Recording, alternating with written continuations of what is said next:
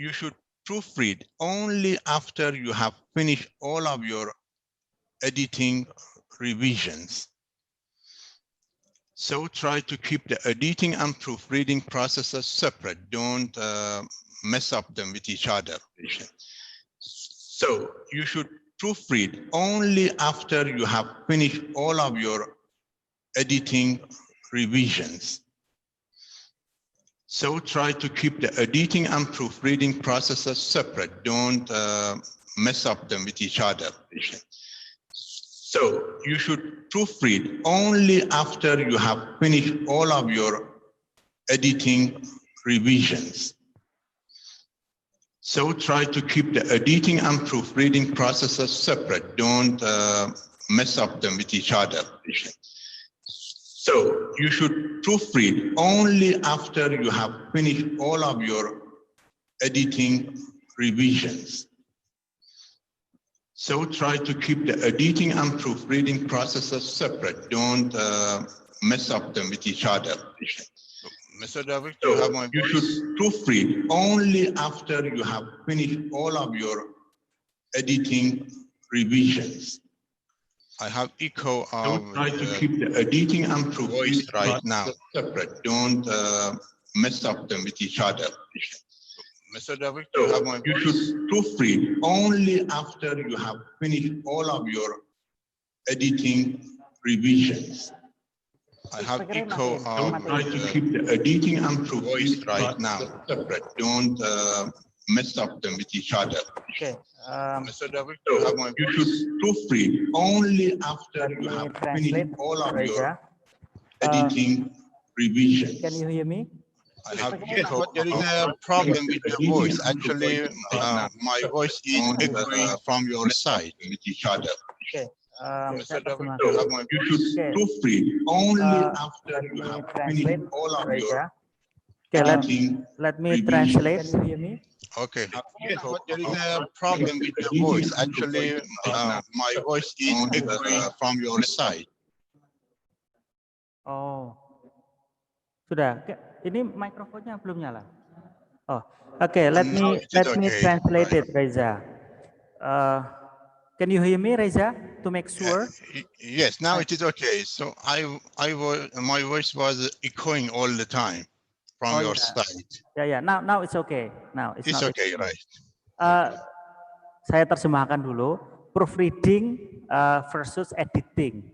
Jadi apakah proofreading itu sama atau berbeda dengan editing? Nah, ini dijelaskan di sini bahwa editing ini yang biasanya dilakukan oleh editor jurnal ya. Itu adalah apa yang Anda lakukan setelah first draft atau draft pertama itu selesai. Jadi editing, proses editing, the first draft selesai. Kemudian proofreading ini adalah tahapan akhir, tahapan final dari proses editing. Ini memusatkan pada kesalahan-kesalahan permukaan seperti misspelling atau salah ejaan, kemudian kesalahan-kesalahan pada grammar dan punctuation atau tanda baca. Jadi kita harus membedakan antara proses editing yang dilakukan oleh editor dan proses proofreading yang dilakukan oleh proofreader. Nah, seperti itu. Okay, you may continue, Reza. Okay. So let's see which areas are covered through editing. Actually, the first one is content. When we say content, you should be able to answer the questions such as, have you done everything the assignment requires? Are the claims you make accurate? If it is required to do so, does your paper make an argument? Is the argument complete? Are all of your claims consistent? Have you supported each point with adequate evidence? Is all of the information in your paper relevant to the assignment and or overall writing goal? All of them should be answered when you are checking the content in editing. The second area is overall structure. you should be able to answer the questions such as, does your paper have an appropriate introduction and conclusion? Is your thesis clearly stated in your introduction? Is it clear how each paragraph in the body of your paper is related to your thesis? Are the paragraph arranged in a logical sequence? Biasanya clear. And have you made clear transition between paragraph? All of them are covered in overall structure when we are checking overall structure. So the third area that is covered in editing is structure within paragraphs. So you should answer, does each paragraph have a clear topic sentence? Does each paragraph stick to one main idea? Or are there any extraneous or missing sentences in any of your paragraph? All of them are covered in structure with paragraph. And the fourth area in editing, the fourth area that should be checked in editing is clarity. So you should answer such question. Have you defined any important term that might be unclear to your reader? Is the meaning of each sentence clear? Is it clear what each pronoun, he, she, they, for example, which, who, refers to? And have you chosen the proper words to express your ideas? So when you are checking these elements, actually you are working on clarity in editing phase, not proofreading phase, actually. And the next area that is covered in editing is style, checking the style. You should answer, have you used an appropriate tone, whether formal, informal, persuasive, for example? Is your use of gendered language appropriate? Why do we say it is important? Because some people assume nurse, for example, nurse must refer to a woman. No, it is just a kind of imagination. So, or does your writing contain a lot of unnecessary phrases like there is, there are, due to the fact that? All of them are covered when we are checking style in editing phase. And the last area that will be covered in editing phase is checking citations. You should see, have you appropriately cited quotes, paraphrases, and ideas you got from sources? Are your citations in the correct format? All of them will be covered in the last area of editing phase, that is citation.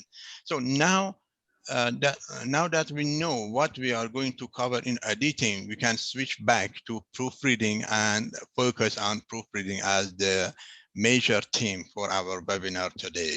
Okay. Oke, saya terjemahkan. Jadi daerah yang menjadi editing, jadi area editing ini yang pertama konten atau isinya. Kemudian yang kedua keseluruhan structure atau struktur kalimat dalam sebuah manuskrip atau artikel jurnal.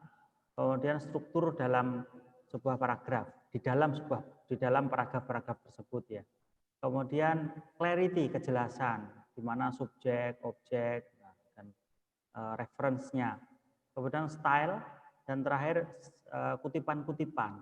Okay, you may continue, Reza. Okay, now let's switch back to the proofreading. And first we'll discuss about different types of proofreading we have. The first type is proofreading for print media. It is probably the most obvious form, often performed as somewhat of a final stage before printing. So it is generally a check for errors. The second one, that is the major theme for today's webinar, is academic proofreading that we'll discuss in full details later. The third type is translation or bilingual proofreading. Because there is more than one language involved, translation proofreading also has to consider meaning and often actually has access to the source file to check the intended meaning has been conveyed correctly or not. And the last type of proofreading is stylistic proofreading that is mostly related to business. If you are dealing with marketing material, for example, and you would like your translation to be highly polished, the proofreader will stylistically edit the text to give it the impact you prefer. So the last one mostly related to business actually and marketing. But among all four general types we discussed, we'll focus on academic proofreading in this webinar. Oke, jenis-jenis proofreading. Yang pertama, proofreading untuk media cetak. Nah, ini biasanya untuk koran dan lain-lain. Kemudian yang kedua, academic proofreading. Nah, ini yang kita bahas pada webinar kedua kali ini. Kemudian yang ketiga, proofreading translation untuk penerjemahan yang bilingual. Kemudian yang terakhir ini stylistic proofreading. Jadi stylistic proofreading ini proofreading untuk menganalisa iklan-iklan bisnis ya. Jadi proofread terhadap iklan, kemudian bisnis juga ini. Oke, you may continue, Reza. Okay, now let's focus on some tips and tricks that you should follow in proofreading. The first point you should consider, but before going to this point, let me clarify the point. What I'm discussing right now may be applied to you as a proofreader of your own manuscript before you are going to submit it to a journal, or what you should keep in your mind as a proofreader for a journal if you are going to do proofreading for a journal. So my tone sometimes will go towards this point that you are proofreading for your own manuscript to make it ready. And sometimes I'm discussing about a professional proofreader who is working for a journal. So keep it in your mind based on my tone. So the first point that you should consider in proofreading, it gets some distance from the text. Or let's say, look over the text in different time. Why? Because it is hard to proofread a paper that you have just finished writing. Because it is still too familiar and you lose objectivity. So you tend to skip over a lot of errors. As this is a very important and simple hint or issue in proofreading. So clear your head of what you have written so you can take a fresh look at the paper and see what is really on the page. Better yet, give the paper to a friend. If you are going to submit your own manuscript, it is better not to proofread by yourself. Try to give it to someone else to proofread. But if you are going to proofread for a journal, actually it is, the manuscript is new for you and you can start quickly, no problem. The second point, decide which medium lets you proofread most carefully. It differs from one person to the other person.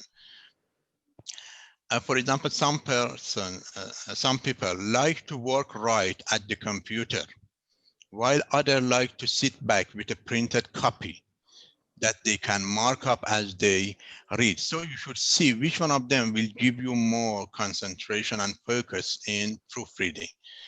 The third point, try changing the look of your document. Very simple techniques, but very effective in a powerful proofreading actually. So what does it mean? Try changing the look of your document. Altering the size, spacing, color, or style of the text may trick your brain into thinking it's seeing an unfamiliar document. And that can help you get a different perspective on what you have written. So even use other word processors, such as one of them is a Scrivener. A Scrivener allows you to write in chunks and then move those chunks around in a better order. So you should use anything that can trick your brain to consider a manuscript or a text as something very new, something that your mind cannot flash back to the previous points in your mind.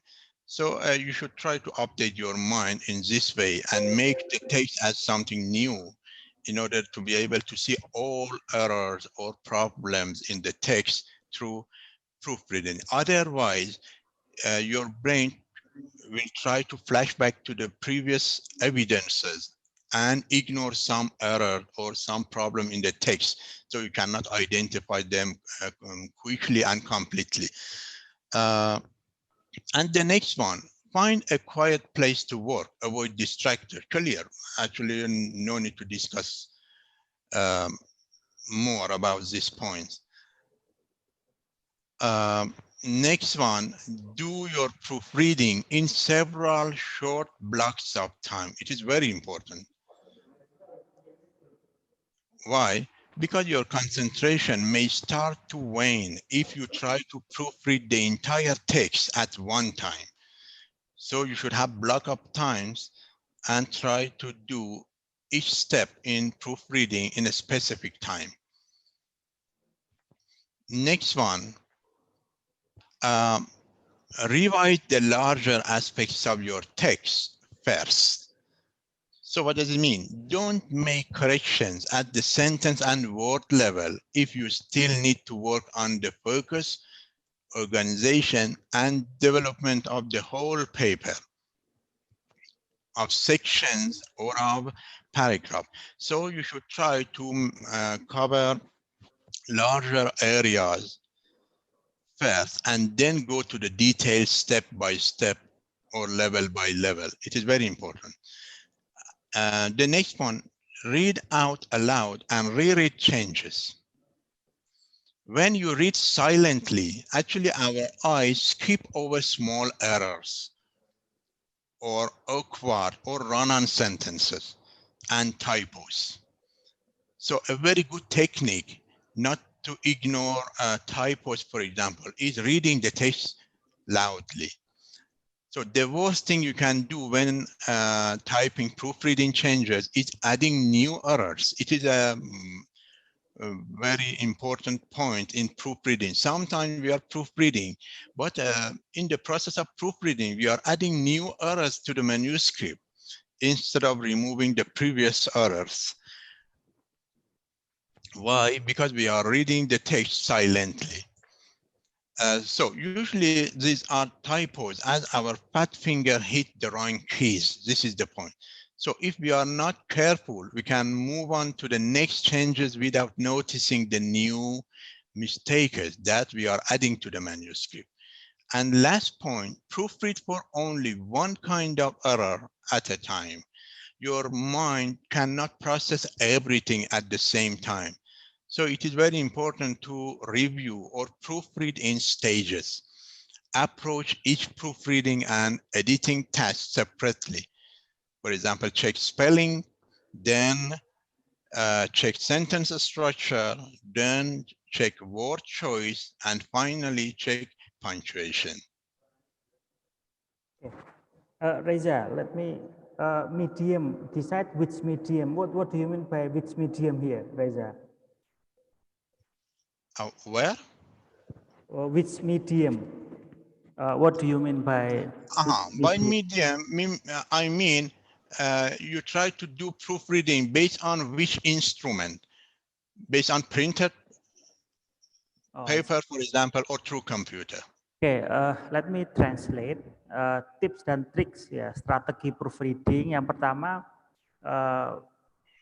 bacalah ya artikel jurnal itu pada saat-saat yang berbeda. Jadi tidak bisa kita proofread sebuah artikel setelah selesai selesai diedit begitu, langsung di proofread ya. Kemudian kita bisa juga menyerahkan proofreading itu kepada pihak yang lain. Jadi tidak bisa kita memproofread ya dengan setelah kita itu melakukan proses editing ya, artinya seperti itu. Kemudian yang kedua, tentukan media apa ya yang Anda gunakan untuk proofread. Apakah media itu berupa naskah cetak ataukah naskah digital ya. Kemudian yang ketiga, coba ubahlah pandangan dokumenmu ya, artinya kita bisa melihat dari perspektif yang lain, apakah dari perspektif konten, kemudian word choice dan yang lain ya. Kemudian yang keempat, temukan tempat yang sepi untuk bekerja dan menghindari distractor, gangguan lah. Kemudian lakukan proofreading pada waktu yang berbeda-beda, jadi beberapa kali begitu. Jadi seperti yang tadi disampaikan Reza, mungkin sekarang kita melihat word choice-nya, nanti melihat structure-nya, kemudian melihat style-nya dan seterusnya ya. Kemudian first revisilah aspek-aspek yang lebih besar ya dari teksmu atau dari artikelmu. Kemudian bacalah keras-keras ya artikel jurnal tersebut dan dibaca ulang perubahan-perubahannya. Ya. Dan yang terakhir proofread untuk satu jenis kesalahan pada satu waktu. Jadi tadi dijelaskan di satu waktu membahas kontennya, nanti yang kedua kutipannya, nanti yang ketiga word choice-nya dan seterusnya. Okay, you may continue, Reza. Okay, next point, use spell checkers, grammar checkers, and machine proofreaders cautiously. You know why? Because sometimes such software or application suggests have wrong suggestions for you. So you should be careful if you are going to use such software in the first place.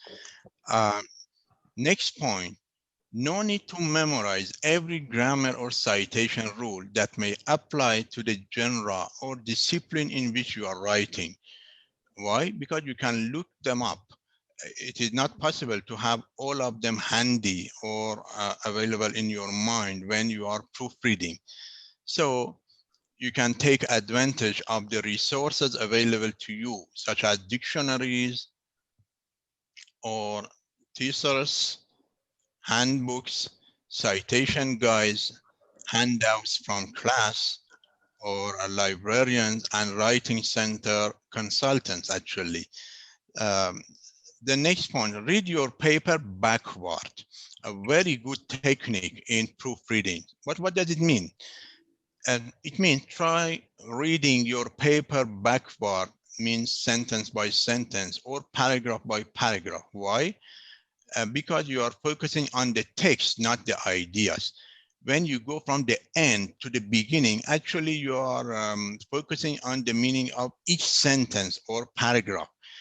But you are not focusing on the ideas. Why? Because you are working vice versa, backward to the beginning. This is the point. So this technique is especially helpful for catching sentence fragments. So if you have 2 pages, for example, try to start proofreading from the second page to the first page in backward position. In this way, you can only focus on the meaning of sentences without thinking about the logical relationship between different sentences. The next point, change punctuation or citations. So you should check each in-text citation for correct format and verify that the source is in the work cited or in reference list. Get feedback from other people. Very important, because other people don't have any idea about the manuscript, so they can proofread it better. Actually, their mind is fresh regarding that kind of topic.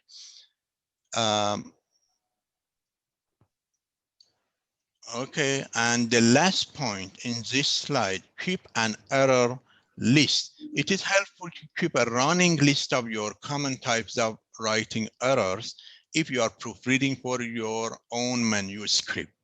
But if you are proofreading for others, actually, based on experiences, you can have a list based on the level of, let's say, authors and the nationality of authors even. For example, as an Iranian author, I know what kind of errors I should expect in their manuscript. So I have a list to check one by one first. Or for suppose for Malaysian authors, a specific list of common error based on the, let's say, the problem that happened according to L1 to L2 transfer, for example. Some writers always miss the difference between it's as a short form of it is and is as a kind of possessive adjective, for example. So it is very important to have a list and check them. Or some, for example, for Iranian author, it happened regularly that they write effect instead of affect in their manuscript preparation.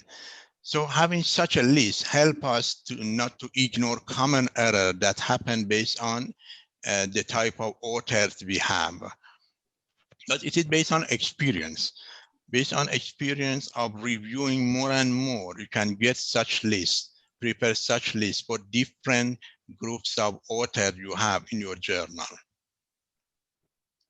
Oke, saya terjemahkan. Jadi tips dan trik berikutnya, gunakanlah spell checkers, ya. Kemudian grammar checkers. Jadi ada banyak aplikasi ini yang bisa kita manfaatkan seperti Grammarly, kemudian Writing Aids, Pro Writing Aids, ya. Dan juga mesin proofreaders secara hati-hati. Yang kedua, tidak perlu menghafalkan setiap aturan grammar atau sitasi, kutipan ya, yang mungkin dilakukan pada genre atau jenis teks tertentu atau disiplin ilmu tertentu yang ada tulis, tapi cukup dengan mencarinya saja. Ya. Kemudian yang ketiga, yang berikutnya, bacalah artikel jurnalmu itu secara mundur. Artinya begini, kalau kita membaca kalimat pertama, kedua, ketiga, nanti kita mundur lagi dari ketiga, kalimat kedua, kalimat pertama. Nah, kita jadi lebih hati-hati. Kemudian berikutnya, ceklah tanda baca dan kutipan. Kemudian yang berikutnya, dapatkanlah feedback dari orang lain. Kadang kalau dari perspektif kita sendiri mungkin kita tidak menemukan, kita bisa meminta orang lain untuk melakukan proofreading. Ya, kita meminta orang lain untuk mengecek pada editing final lah istilahnya. Kemudian yang berikutnya, buatlah daftar error atau kesalahan. Nah, ini kita akan bisa lebih memetakan kesalahan-kesalahan umum itu apa saja. Kita punya daftarnya. Oke, you may continue, Reza. Okay. Next point. Keep a list of difficult words nearby. Certain words always trouble you as an author. For example, I always forget whether it is modeling double L or modeling single L actually. So to save time, create a list of words that you find difficult and keep it by your side when you proofread. For your own or proofreading for other author, no difference actually. Use a style guide from the beginning. Before you start drafting or proofreading, determine your style guide. It may be APA or MLA guide or the Chicago Manual of Style, or even perhaps your organization has its own house style. So you should have it in your mind, and based on the style, try to start proofreading. Next point, be consistent in your changes. What does it mean? During proofreading, sometimes writers make changes to some part of a document, but not all. They may replace, for example, short dashes with line dashes for the first 20 pages. And then they leave short dashes for the rest of the document, for example. So actually, you should be consistent. If you are following a specific type of writing based on style or formatting or anything, you should continue it from the beginning to the end of the manuscript. Don't leave it in the middle of the manuscript, for example. So it is very important. The next point, proofread other people's work. It is a very good technique to develop or expand your proofreading eye. So a good way to develop your proofreading eye is to proofread other people's work. Share your work with each other regularly to improve it, and also keep your proofreading eyes sharp. So it is a good technique between editorial board members. They may share the documents, or they may check the proofreading of each other in order as a practice exercise to develop their own proofreading eye. Next point, use track changes in Word when proofreading. Very important. Simple, but very important. The track changes feature in Microsoft Word highlights any changes you made to the document while preserving the original text. So this way you can revert back to original phrasing if you change your mind. Always turn this feature on and you will not become so scared about changing your phrasing permanently. Why? Because you can get back to the previous version. And last point, use a red pen when proofreading on paper. Very important. As I told you, you should try to do anything that make your brain fresh to think independently. So when you are typing in changes from a proofreading session, you may miss some of your markup suggestions if you use a pencil or black pen. So try using a red pen. Because of the kind of color, it will refresh your mind, your brain, and the correction will glare at you. They will be impossible to miss. Oke, saya terjemahkan. Yang berikutnya, buatlah daftar kosakata sulit. Ya. Kemudian gunakanlah style guide. Ya. Dari awal, style guide ini maksudnya kita gunakan pola pengutipan APA atau pola pengutipan yang lain. Ya, ada banyak itu. Ada Modern Art Humanities. Ya, biasanya kita gunakan APA. Ya. Kemudian yang berikutnya, konsisten dengan perubahanmu. Artinya kalau kita mengubah pada halaman pertama, misalnya ini menggunakan kosakata ini, kemudian di halaman berikutnya juga harus konsisten. Jadi perubahannya harus sama. Kalau kita gunakan semikolon untuk yang model yang di atas, mungkin yang di halaman berikutnya juga seperti itu. Jadi konsisten. Tidak hanya halaman pertama saja kita ubah, tapi halaman yang lain tetap sama. Kemudian proofreadlah tulisan orang lain. Kemudian gunakan track changes pada Microsoft Word. Jadi ada track changes itu akan kelihatan di pertama apa ketika proofreading. Kemudian gunakanlah pen merah ketika proofread pada artikel jurnal yang cetak. Kita gunakan pena merah. Oke, you may continue, Reza. So, read other people's great writing should be a habit for all editors or proofreaders of a journal, actually. People don't read enough these days, at least not excellent books or magazine articles. But reading great writing is one way to see how to edit or proofread your own work. You will see new options for recasting sentences. So you will find inspiration for new ideas. So in order to be a good proofreader, you need to read more and more. And what to read? Great writings of other people. Next one, assume the mistakes is all over. What does it mean? So the first instance of a specific mistake could be a sign of more to come. Indeed, the specific mistake may exist all over the document.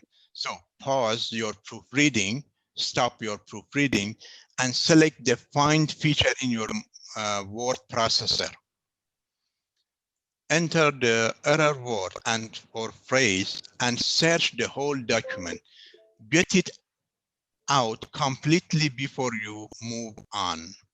This is a very important point. For example, if you see that the author is used affect instead of effect in the writing, don't expect it as the single case of this type of error. Try to use find option in Microsoft Word and search all instances of affect and effect throughout the manuscript.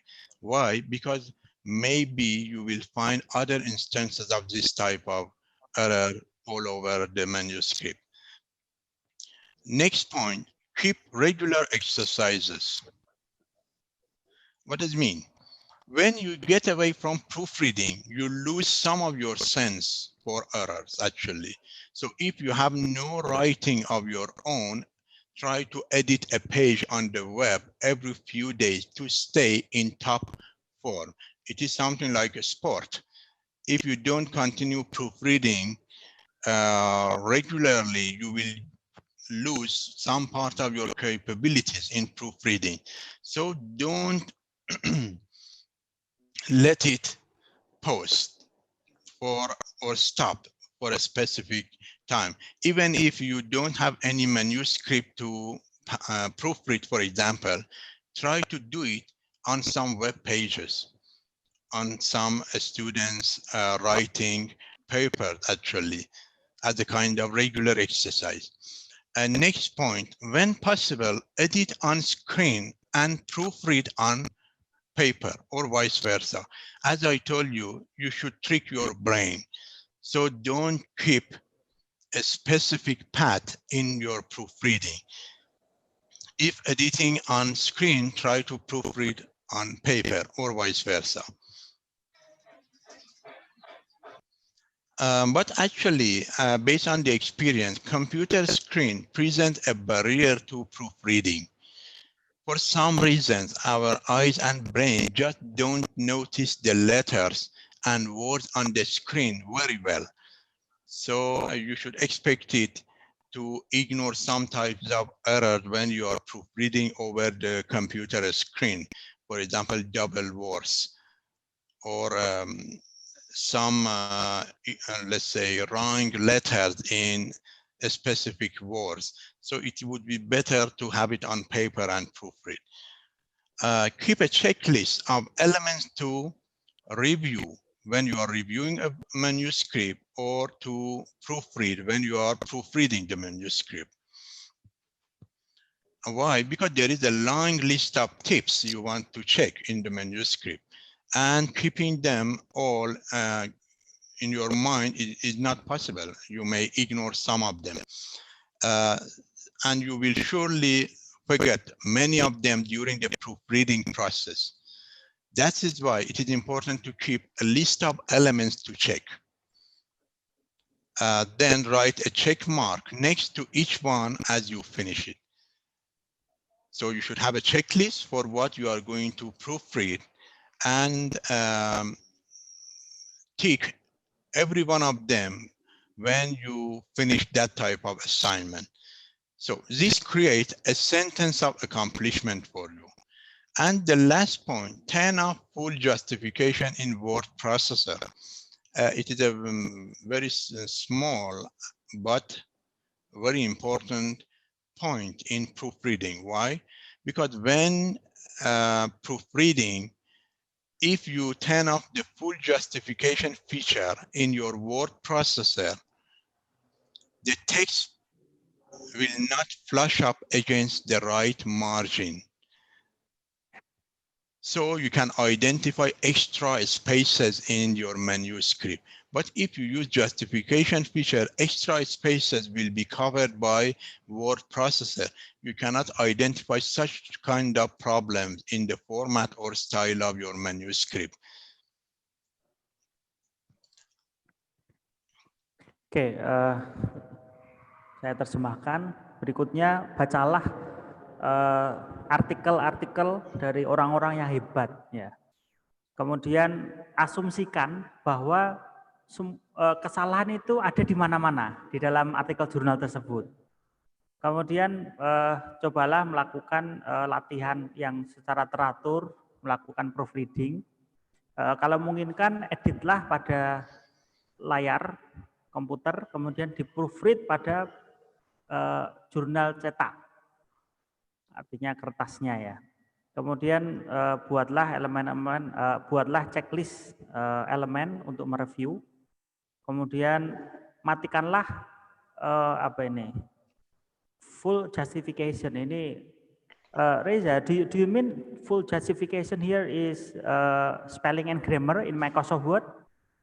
Yes, in Microsoft Word, you have an option to justify text, okay, in order to start and end the lines exactly under each other. Oke, jadi kita matikan saja seperti spelling and grammar ini ya di Microsoft Word ya, untuk kita memusatkan pada proofread ini. Karena ini tahapan akhir pada editing final. Oke, you may continue, Reza. Okay, so the next point, more research for underdeveloped section. So during the proofreading stage of research-based writing, you may suddenly discover an underdeveloped section. The easy way out is to tell the reader future work should examine X, Y, or Z. This is a very important point. If you are proofreading for your own sake, for your own manuscript, whenever you see there is no enough literature about, it means this is a very good point for future studies, research. So try to highlight it. Or if you are proofreading another person's manuscript, when you see there is a gap in literature based on what the author stated in the manuscript, and you don't see enough information in the literature, this part should be highlighted as a section that need more studies in future. So it can enrich your manuscript if you pay attention to this point. Next point, ensure the document has a spine. So what does it mean? A spine in writing is some element that unifies all the paragraph of the document. The way your spine holds you up. The spine could be an argument in an academic paper or a plot in a novel. So the spine helps you decide what to include and what to exclude of your manuscript.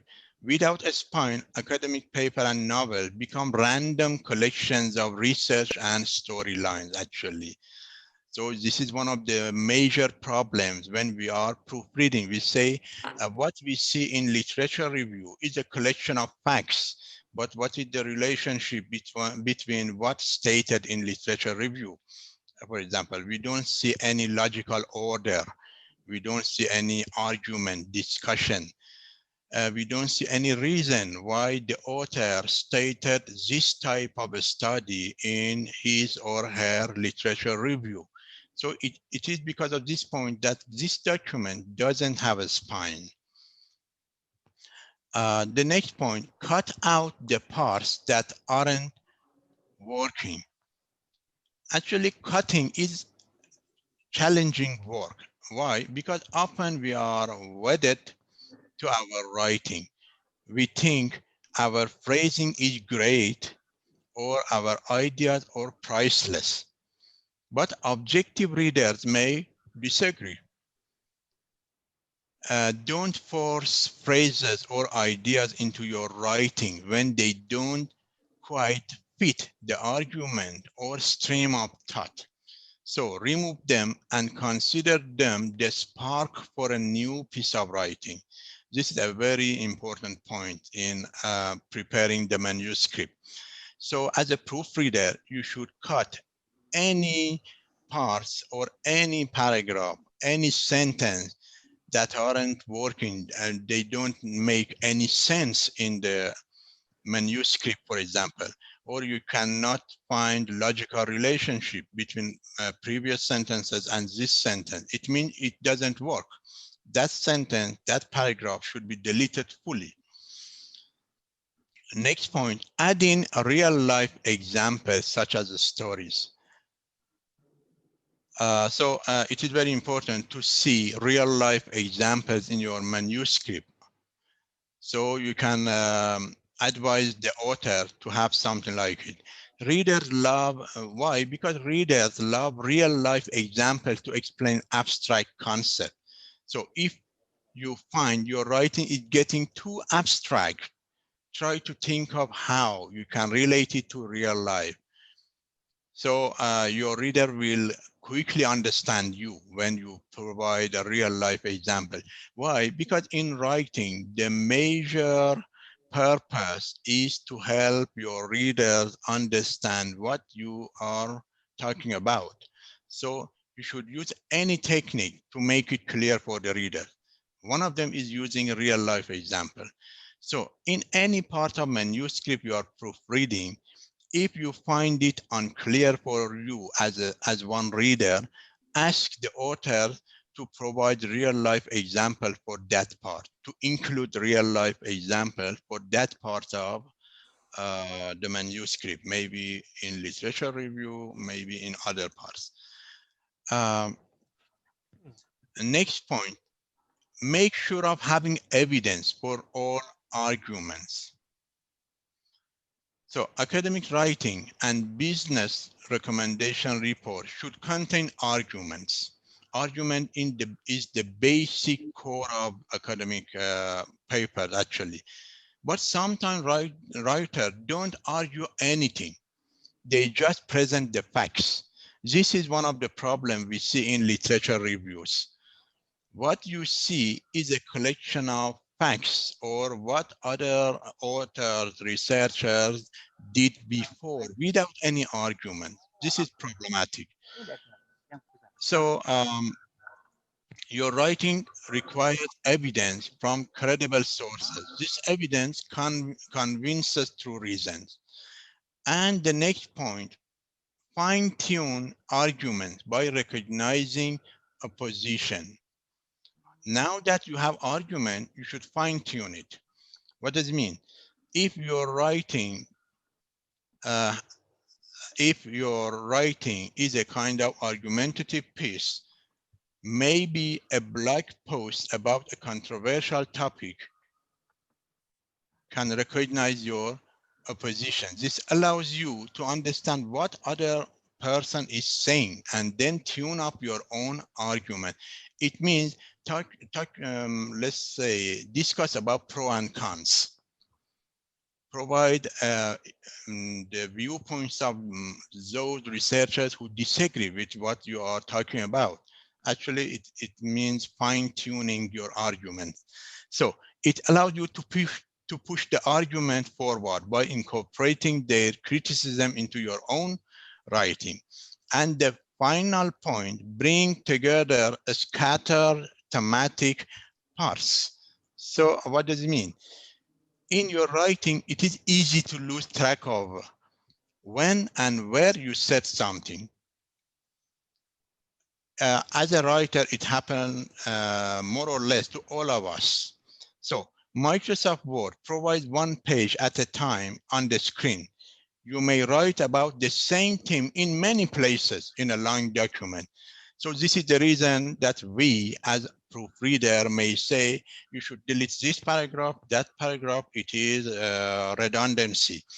You mentioned it in another part of your manuscript. It happens frequently in a manuscript. So put it in your mind. So you should see if you are writing about the same themes in different locations, or if the authored manuscript have the same themes in different locations. If yes, you should delete those parts. If so, bring them together into one section if they have something new to say. Otherwise, try to delete redundancy parts. Reza, what do you mean by fine-tune argument by recognizing opposition? Yeah. So when we say fine-tune, it means that you should respect all sides of an argument. You should discuss pro and cons. The people who agree with your idea and the people who disagree with your idea. Don't attach to one side, just opposition, disagreement, or just agreements with your own idea. Oke, saya terjemahkan. Jadi strategi berikutnya teliti lebih lanjut terhadap bagian-bagian yang belum dikembangkan dengan baik ya. Kemudian pastikan bahwa dokumen atau artikel jurnal tersebut itu mempunyai ikatan satu dengan yang lain ya. Artinya dari awal sampai akhir itu. Kemudian potonglah bagian-bagian yang tidak berfungsi. Jadi ada bagian-bagian di artikel jurnal itu yang memang tidak masuk akal, tidak logis, itu kita hilangkan. Kemudian tambahkan contoh-contoh yang real life seperti cerita dan lain-lain. Kemudian pastikan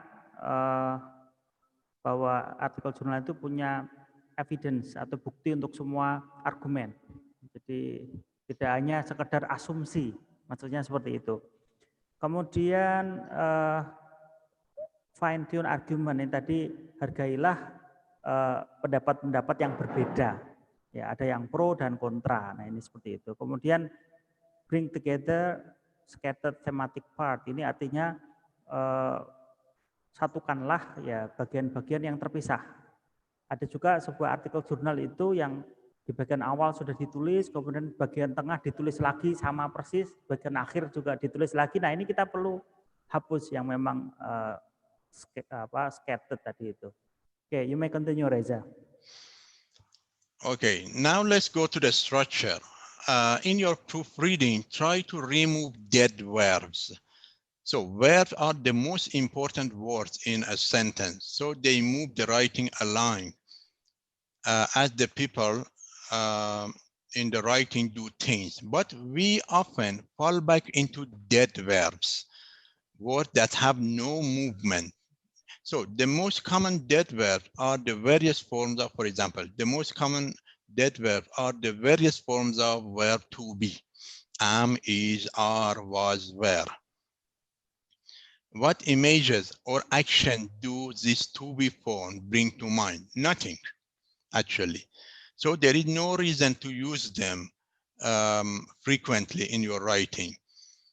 So they always require, when you use to be, they always require more words to make meaning. So they are inherently wordy. When possible, replace dead verbs with strong verbs, such as hit, walk, throw, and so on. So if I want to provide a complete list of dead verbs, we should say different forms of to be, or has, have, had, even been, look, take, took, make, went, gone, do, did, or even come and came. All of them are considered as dead verbs and should be would be prevented in order to make sense in your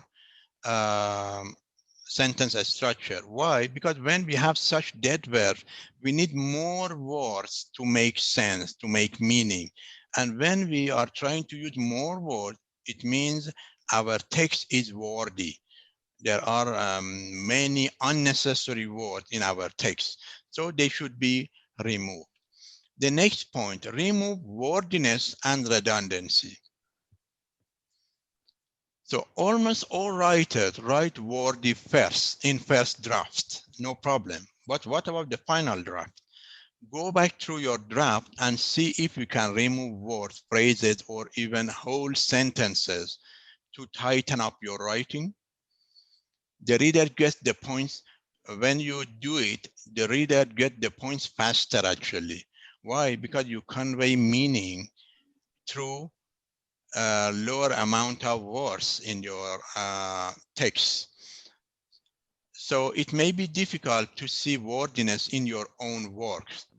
Sometimes it is as small as a phrase like in order to. For example, in proofreading, we replace in order to with just preposition to.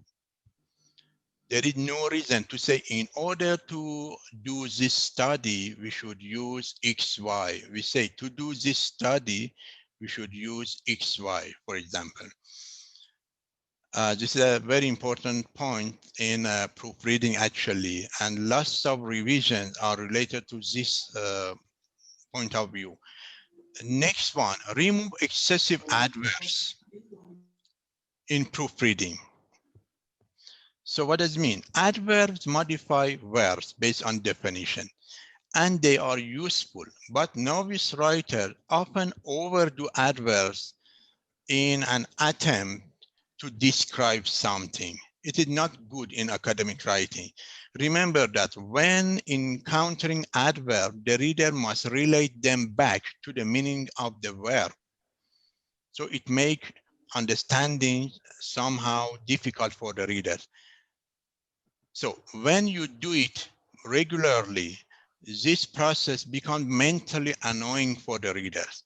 The readers will not enjoy reading that type of manuscript. When they don't enjoy reading that type of manuscript, it means they will not refer to your journal to read your manuscript. When they don't refer to your journal, what happens? Your impact factor decreases. And when your impact factor, your journal impact factor decreases, actually your journal will not be indexed in several reputable indexation systems. This is the point. Let's go to next point. Remove peppered adjectives. So what does peppered adjective mean? Similar to the question about adverbs, excess adjectives annoy readers too. So some writers have a tendency to pepper their writing all over with these little words that modify nouns. So use adjective to describe elements that need describing. Otherwise, don't use adjectives. This is the point. You know, they are a very detailed point in proofreading that you should keep in your mind. So just use adjective when you really need describing something. If you don't need this to describe something, don't use adjective in the manuscript. Next point, convert negative statements into the positive. Very important in proofreading. Don't write negative sentences when it is possible to convey meaning through positive sentence. A writing teacher once told me to be positive in life and positive in writing. Actually, they are interrelated. That means trying to avoid negative statement. Check your manuscript for negative, like he was not able until September, or she would not, or she wouldn't not date him again. This could be made positive by writing, I will be available starting in September, instead of she telling he was not able until September. Or she would date him again, instead of she wouldn't not date him again. You see, they are very detailed point. Whenever possible, write positive sentences. Don't use negative statements. The next point, focus your paragraph. Many rough drafts contain paragraphs with no focus. This is a major problem when we are proofreading authored manuscript. You say, what is the focus of this paragraph?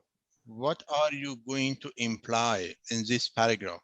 Or what is the benefit of this paragraph or the contribution of this paragraph to your manuscript actually? You cannot find this relationship, logical relationship. So it means they don't have focus. So each successive sentence is on a different topic. And readers find this hard to follow if you don't have any focus. So the sentences of a paragraph should all relate to a single point in order to help reader to focus on the major idea, main point discussed in a paragraph. Often this single point is expressed in the first sentence of the paragraph, what we call it topic sentence, right? So it would be good to write this point in a single word in the column next to the paragraph. And the last point, keep sentences shorter than 15 words. It is very important in proofreading. Generally speaking, the most difficult sentences for readers to process are long sentences. So the occasional long sentence is okay, is fine, no problem. But a succession, a repetition of long sentences weighs down the reader. They will distract the reader. The reader cannot, let's say, focus on meaning, on what you are going to imply in your writing. So keep sentences shorter than 15 words, and they will likely be clear. Okay, Reza, could you give examples of dead verbs here? Yes, dead verbs are different forms of to be, am, is, are, was, were, or have, has, had, or even look.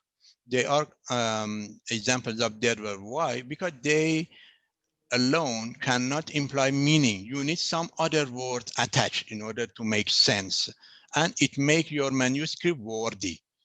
Lots of words when you can say or imply your meaning in just one word. No need for dead verbs. So similar to linking verbs, yeah, Reza. Is it okay? Okay. Saya terjemahkan.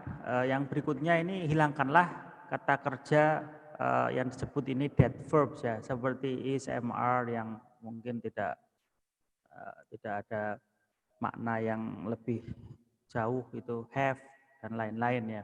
Kemudian hilangkanlah wordiness atau kosakata yang terlalu banyak begitu, dan redundancy terlalu banyak juga dan diulang-ulang ya. Kemudian yang berikutnya hilangkanlah kata keterangan yang terlalu eksesif digunakan. Nah ini kata keterangan penting, tetapi kalau itu digunakan terus-menerus dan tidak begitu, nah ini perlu dihilangkan ya. Kemudian yang berikutnya hilangkanlah kata sifat ya yang digunakan berkali-kali. Ini peppered adjective. Jadi digunakan di kalimat pertama, nanti di paragraf berikutnya digunakan lagi, terusnya digunakan lagi secara berulang-ulang. Nah ini hilangkan. Kemudian buatlah kalimat negatif menjadi kalimat positif. Karena bahasa academic writing ini adalah kalimat positif ya. Kemudian fokus pada paragraf, dan yang berikutnya buatlah kalimat itu lebih pendek dari 15 kata. Jadi jangan sampai satu kalimat itu sampai puluhan kata ya. Apalagi 100 kata itu. Wah, ini terlalu susah untuk memahaminya. Oke, Reza, you may continue. Okay. Next point, make sure most sentences have just one idea. Actually, readers cannot process many ideas at the same time. So that is why it is best to have only one idea per sentence. The period provides a rest, and then you can state another idea in the next sentence. So keep it simple. in writing, or ask your authors when you are proofreading a manuscript, ask the author to keep his or her manuscript simple and clear in meaning. Next point, check that verb tenses are consistent. It is also a frequent and common problem in authored manuscript normally, that they, let's say, shift from one tense to another one. Some writers have a problem with changes in verb tenses actually. 1 second, they are writing in the present tense, but the next second, they are writing in the past. This is one of the problems. So it can be challenging because the writer may want to create a sense of current action about a past event. As a result, the writer moves incorrectly back and forth between the tenses, as staying in one requires strong mental concentration. So for new writers, it is best to stick to past tense for most purposes. It is better for new writers to use past tense for most purposes. Next point, look out for words that sound the same but are spelling differently. This is also one of the common problems. What we call them homophones. We call such kind of words homophones, are words that sound the same but spelled differently. Common ones are, for example, principal and principle, right, when we say right and wrong, right and right, as when you try to write something. So let's say R-I-G-H-T and W-R-I-T-E, right, or current, C-U-R-R-A-N-T and C-U-R-R-E-N-T, draft and drought, and so on. There are some examples of homophones. So you should be careful about typos or wrong typing because of homophones.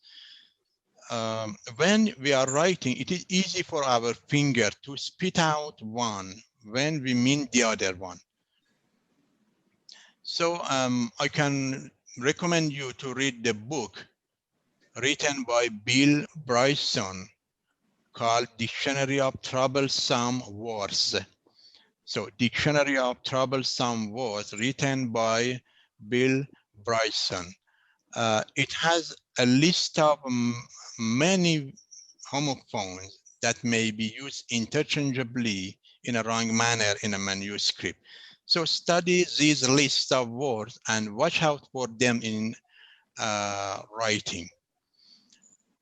Next one, check for the consistent spelling of name. This one is also a common problem in proofreading. A common error that pop up in the proofreading stage is incorrect spelling of names. So the author spelled the person's name one way at the beginning and another way in the middle of manuscript. So go back and review names to make sure they are all correct and consistent across the whole document. Next point, paraphrase quotations unless they are absolutely brilliant or require intact, means you need that quotation without paraphrasing actually. So it is not good to have quotations or direct quotation in every page of the manuscript. You should advise the author to paraphrase them or use indirect quotation. Next point, make sure people speak. What does it mean? In the manuscript, you should make sure people speak. So whatever prose writing you are doing, whether a novel or a screenplay or an academic paper, make sure people speak in it at some point. It means use fascinating quotations or come up with great dialogues, whatever it takes to bring real humans to life. So readers want to hear not only the voice of the writer, but also the voice of other people in manuscript. So you should try to have the viewpoints of different types of researchers in the manuscript, not just your own voice or your own tone. And the last one, turn general language into specific language. What does it mean? Readers love specifics. Specifics in writing are found in the interesting details you include. So if you find yourself writing generalities all the time, for example, he was a nice man, the weather was very good that summer, stop and rethink your language. Provide a specific details. For example, when you say he was a nice man, you should think about what makes the man nice. You should provide details. Or when you say the weather was very good that summer, it is a general idea, not a good sentence in academic paper. So you should think about what was the weather like that summer that you consider it very good. It means changing general language into specific. Oke, berikutnya pastikan bahwa hampir semua kalimat itu punya satu gagasan. Ya, hanya satu gagasan. Kemudian ceklah bahwa tensisnya itu konsisten. Terutama kita lihat kata kerjanya, yaitu konsisten. Jadi kalau memang itu bercerita tentang pengambilan data penelitian, ya itu harus pakai simple past tense misalnya, dan seterusnya. Ya, ini konsisten. Kemudian carilah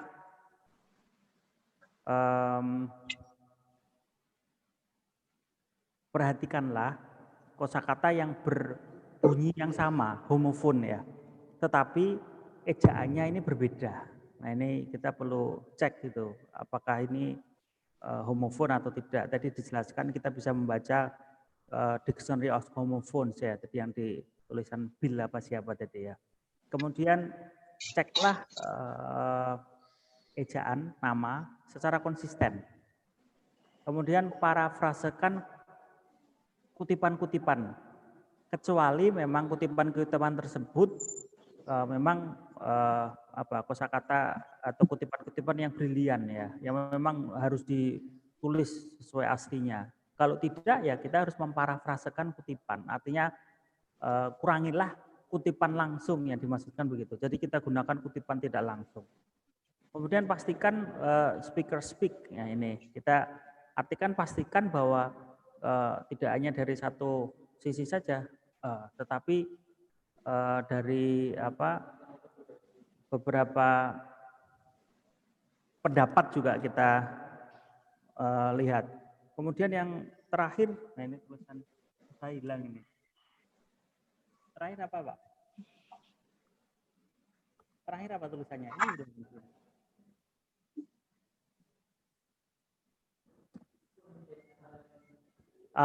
ubahlah bahasa-bahasa yang umum menjadi bahasa-bahasa yang spesifik.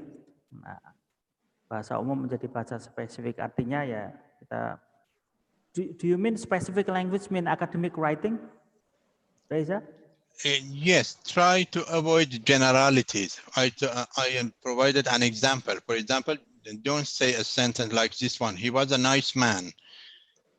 In the writing, you should say what makes the man nice, actually, providing details and being specific.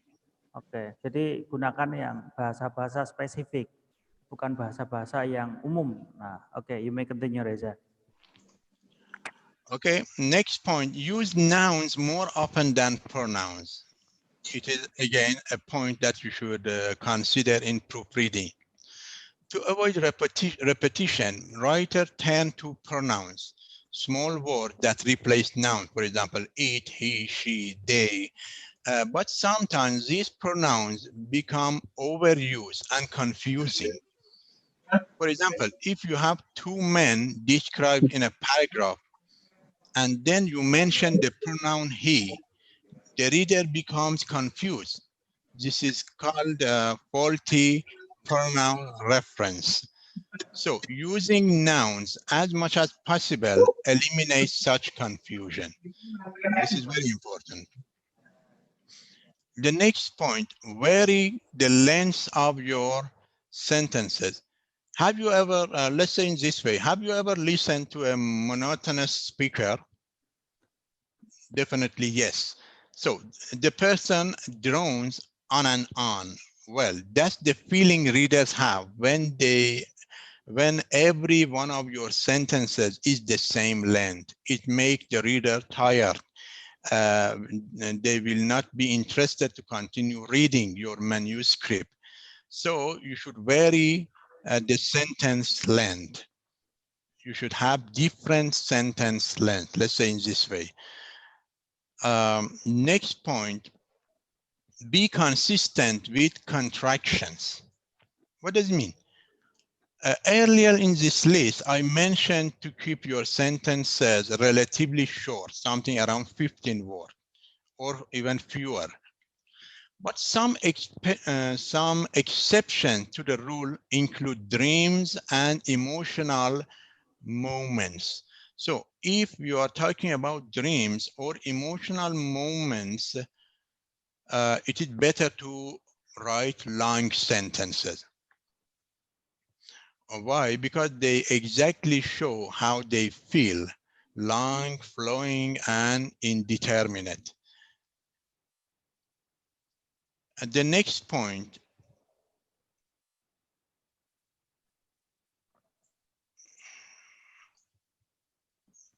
use extremely short sentences for emphatic points. So what does it mean? Extremely short sentences work great to focus on a single point. So adding in a sentence of up to 6 words that conclude a section of writing will help readers not forget that emphasis point. So when you want to emphasize on a specific point, try to use short sentences. But when the sentence is going to talk about dreams and emotional moments, it is better to have long sentences. So it is a technique to vary the length of sentences. So you can ask the authors to revise their manuscript based on this point. If they are talking about emotional moments, but the sentences are generally short, you should ask them to revise and merge the sentences in order to have, let's say, complex sentence, compound complex sentence. So a longer, actually a longer sentence. And next point, don't ruin good verbs with the wrong suffixes. So if you remember, we discussed about we'll discuss about strong verb. We said verb is a very important element in sentence. Why? Because it is the element that imply meaning actually, or action. Sometimes a strong verb can be ruined with an ing ending. Usually this ing words combined with a dead verb like was. So instead of they ran to the school, which includes a great verb, you ruin the verb with they were running to the school. You see, don't say they were running to the school. Try to say directly they ran to the school. So was plus ing actually is ruining your strong verb. Next point, and the last point in this slide, be careful with jargons. Words that are specific to certain fields or human endeavor are called jargon. Let's say technical words. They are a kind of jargon. So jargon is okay if you are speaking to an audience that would understand it. So if you have technical, let's say in this way, if you have technical audience, okay, use technical words. But if your audience are the public, general people, using technical word is not allowed because they cannot understand what you are discussing about. So this is the point that is related to scope of journal. Try to write based on the level and scope of the journal. Okay, Reza, what do you mean by emphatic points? Yeah, I didn't get this. Emphatic points means when the main reason or the main point you are going to imply in a sentence is emphasizing on a specific point. So when you want to emphasize, try to use short sentences, not line sentence. Oke, thank you. Saya terjemahkan, gunakanlah kata benda lebih banyak daripada kata pengganti atau pronoun ya. Kemudian kan variasikan panjangnya kalimat pada manuskrip ya. Kemudian gunakan kalimat-kalimat yang panjang untuk mimpi atau saat-saat emosional atau saat-saat atau emosi ya, perasaan. Kemudian konsistenlah dengan singkatan-singkatan. Kemudian gunakan kalimat-kalimat yang sangat pendek untuk emphasize atau penekanan ini tadi. Kemudian jangan kacaukan kata kerja yang bagus, good verb dengan imbuhan yang salah. Hati-hati dengan penggunaan jargon atau ungkapan-ungkapan informal ya pada manuskrip atau jurnal-jurnal artikel jurnal ini ya. Okay, you may continue, Reza.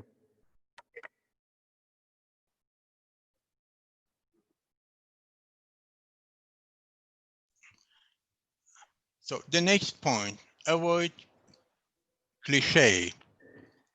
A very important point in proofreading. Writing in an original way is hard work.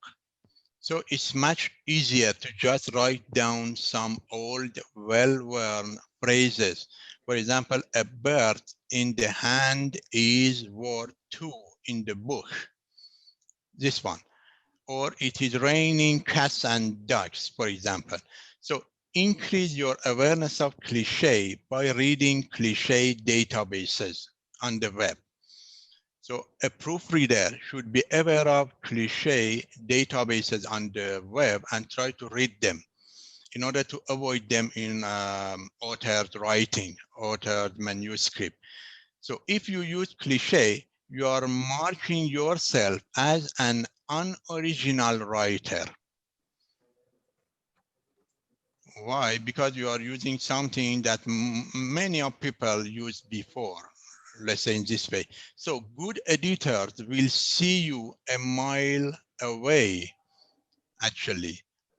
Why? Because you use cliché. So try to avoid them and make yourself familiar with such type of issues. Next point, show rather than tell. Very important. A classic writing mantra, say, show, don't tell. Actually, it is a mantra. Show, don't tell. It reminds writers to give readers all the details of sight, sound, touch, smell, and feel. This is hard work, however. Beginning author would rather write, my dog smelled so bad, for example, instead of my dog smelled like an old sweetie gym sock. You see, actually the second one is describing the sentence with sound, touch, feel, and the reader really feel the sentence and what the sentence is talking about. My dog smelled like an old sweetie gym sock. It is much better than writing a sentence like my dog smelled so bad. This is called show rather than tell. The next point, use only said for quotation attribution. Actually, there are some common errors or common problem you will see when you are proofreading a manuscript. But what does it mean?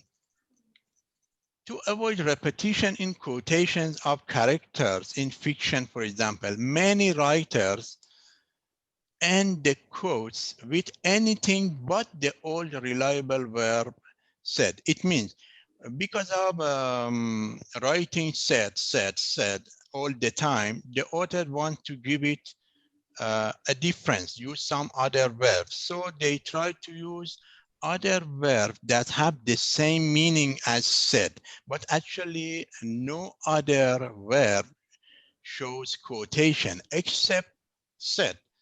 Even if it is repeated more and more, you should use only verb said, nothing else. So the reader change said to, for example, chortled, yelled, advised, stated as some synonymous for said, but it is not acceptable in proofreading if your sentence is a quotation. So you should only use the verb said. Next one, remove complicated verb tenses. As we said, you should be as simple as possible in your writing and imply meaning quickly and clearly. This is the purpose, one of the purpose of proofreading actually. So all you need in writing, as I said, is simple past and simple present of verb tenses in most cases, not all cases. So we may say they ran, for example, the dog jumped, for example, and so on. But sometimes we write these complicated verb tenses. For example, they may have been running to the concert. They may have been running to the concert, instead of saying they ran to the concert. When it is unnecessary, don't use complicated verb tenses. The next point, choose strong nouns over weak nouns. What does it mean? In the same way, some verbs are stronger in imaginary than other verbs. Some nouns are also stronger than other nouns. When you imagine the word dog, for example, you see in your mind's eye a generalized dog.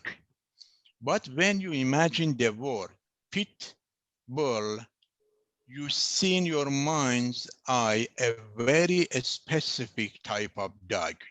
So this means try to use strong nouns.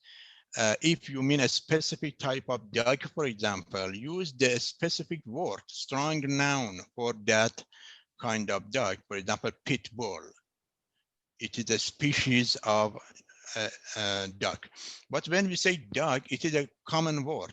It refers to an animal with any types. This is the point.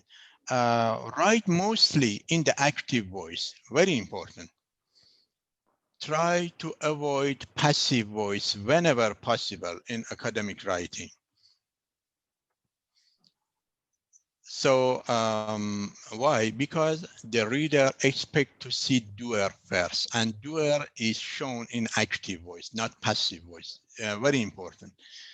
I will not explain more because I remember I discussed about active voice, using active voice instead of passive voice in a previous webinar also. The last one, turn sentence fragments into full sentences.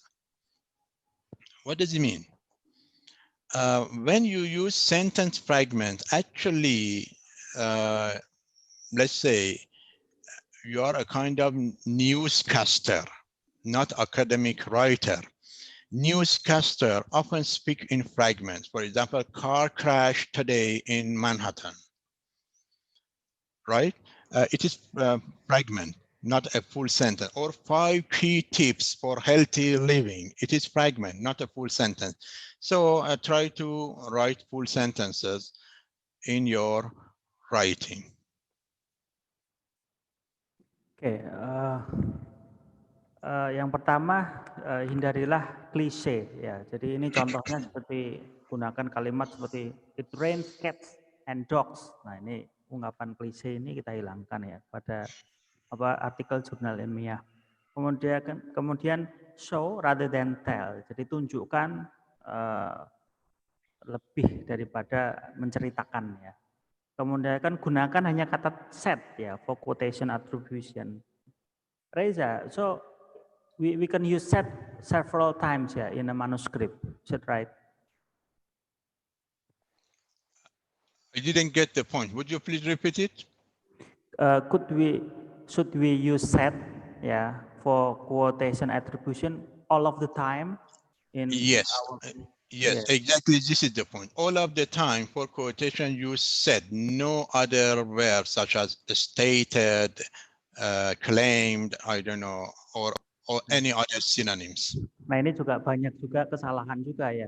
Kita hanya menggunakan kata set saja untuk setiap kutipan yang kita gunakan. Jadi tidak menggunakan kosakata yang lain seperti stated, express, advice untuk artikel jurnal ilmiah. Nah ini penting ini. Kemudian hilangkan tenses yang complicated. Ya. Jadi tenses yang simple ya complicated ya. Kalau memang tidak perlu ini. Jadi kita gunakan yang biasa saja. Kemudian gunakan kata benda yang strong, yang kuat daripada kata benda yang lemah. Kemudian tulis kalimat-kalimat ini dalam kalimat aktif, bukan kalimat pasif ya.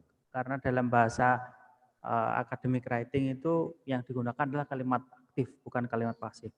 Kemudian ubahlah fragment menjadi kalimat yang lengkap. Jadi fragment ini hanya frase saja, biasa digunakan untuk berita. Jadi berita itu kan dibuat hanya frase saja, bukan kalimat lengkap, ada subjek, ada predikat seperti itu. Okay, you may continue, Reza. Okay, next point, add cohesion words between sentences. In some writing, sentences are islands by themselves actually. That means there are no bridges linking those islands actually. No connecting words between sentences, for example. So you can increase the readability of your writing by adding in linking words between the sentences. One common cohesion phrase, for example, is as a result, which links what came before to the effect in the next sentence. So we say as a result will come between two sentences while the previous one discuss causes and the next sentence after as a result discuss effects of that causes. For example, I studied hard. As a result, I passed exam.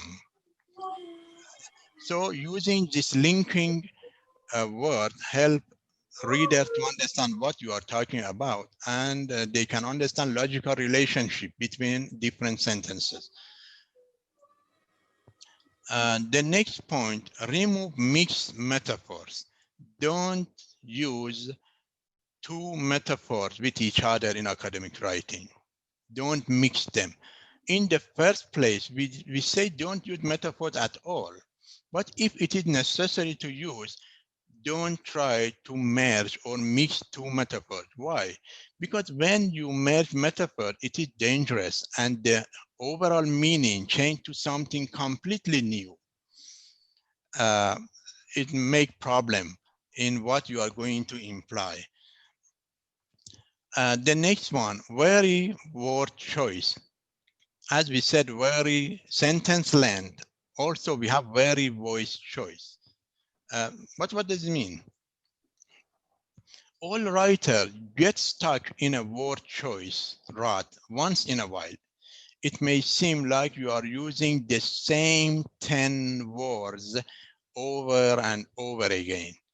So if you find yourself in this situation, you can do a couple of things. First, grab a thesaurus and start learning about similar words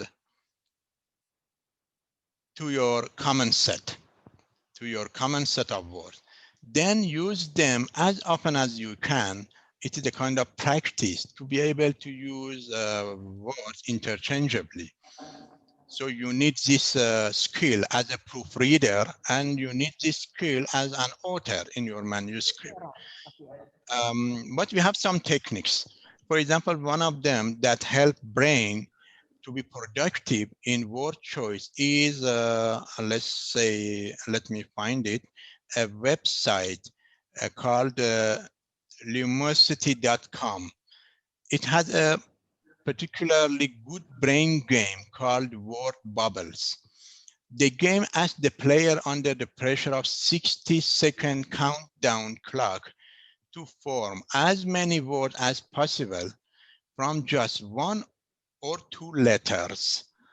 This forces you to explore the recesses of your mind to find those interesting words that lurk there, just waiting to be released. So it is a kind of, let's say, memory game or brain game that help you to remember different words that may be used interchangeably in order to, let's say, prevent repetition of specific words over and over in your manuscript. The next point, consider your position in the debate over they. Actually, pronoun they nowadays, we as editors have a debate about. What is it? For example, suppose we have the name of an organization. Should we use it or they? Some editors stand on one side that we should use a singular pronoun. Some editors stand on the other side that we should use they because it refers to a group of officers, I don't know, group of people working there. So you should identify your side. You stand on which side. Or when we are talking about, for example, let me give you a good example about this one, a tangible one. Transgenders, for example. If you are talking about transgenders in your manuscript, should I say he or she? Editors agreed about using they for transgender instead of he or she. So if a person is transgender, we say they, not he, not she. So we should be aware of such issues related to personal pronoun they. Next one, reorder sentences. Sometimes as a proofreader, you see a paragraph seems unfocused. What should we do? A simple solution could be just reordering the sentences that put ideas into a better flow. And no need to, let's say, revise the paragraph fully, completely. Sometimes just by reordering the sentences, the problem solved. Why? Because you put ideas into a better order, into a better flow. You may find that the topic sentence, for example, you may find that the topic sentence of the paragraph is actually hidden in the middle or at the end of paragraph. Okay, reorder the sentences and put the topic sentence at the first sentence of the paragraph, the problem solved. No need to do anything else. So they are the techniques we should follow. Next point, look out for double words. It happens frequently. Double words crop up occasionally in rough drafts. For example, on, or to occurrence of proposition to. It seems to be a problem of fast finger and a racing brain in typing.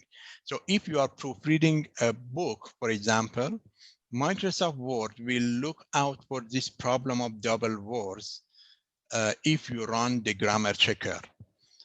If not, you can search for possible combination with the find feature in your word processor. So try to pay attention to this simple point in your proofreading. Actually, there is no, I can say deadly sure that there is no manuscript that you cannot find double words in. So keep it in your mind. And the last point, look for formatting inconsistencies. All of your paragraph flush left or are some indented. It is a question. All of your paragraph flush left or are some indented. Do you put the body text flush to the heading, or do you insert a line space between the two? In focusing so much on the words, we sometimes forget to make formatting consistent throughout the whole document. So we should be aware of formatting also. Okay, Reza, consider your position in the debate of a day. Do you mean that we have to have a position in the debate? Do we in the pro or in the con? For which one? Add cohesion words? Consider your position in the debate. Consider your position in the debate over they. No. You know, they has, we have debate about using personal pronoun they. For example, if we are using the noun organization, in the next sentence, should we use it as the pronoun that refers to organization or they? Some editors say they. Or if we have a transgender person, we are talking about transgender person, should we say he or she? Actually, the editor agrees that we should say they for such a person. Although we are talking about one person, but we say they because that person cannot be considered as he or she. Oke, saya ini terjemahkan. Jadi tambahkanlah kata-kata penghubung ya antar kalimat, ya, cohesion words ya. Kemudian hilangkan metafor yang metafora. Kemudian variasikanlah pilihan kata ya, word choice. Kemudian tentukan posisi pada debate ya. Jadi kalau menggunakan kata benda apa, kemudian digunakan kata it ya. Dan seterusnya seperti itu. Kalau memang menggunakan apa he ya, gunakan he begitu seterusnya. Kemudian kalimat-kalimat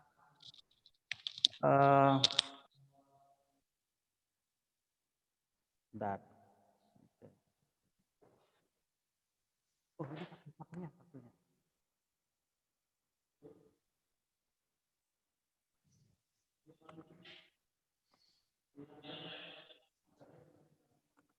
Oke,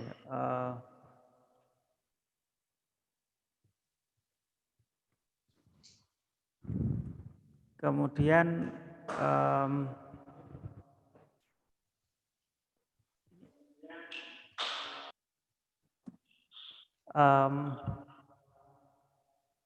susunlah kembali kalimat-kalimat tersebut, ya. Kemudian carilah look out, perhatikan beberapa kata-kata yang double ini di dalam manuskrip, dan perhatikan juga inkonsistensi format. Okay, you may continue, Reza. Okay. Then a common problem in proofreading is missing quotation marks. So check for missing quotation marks.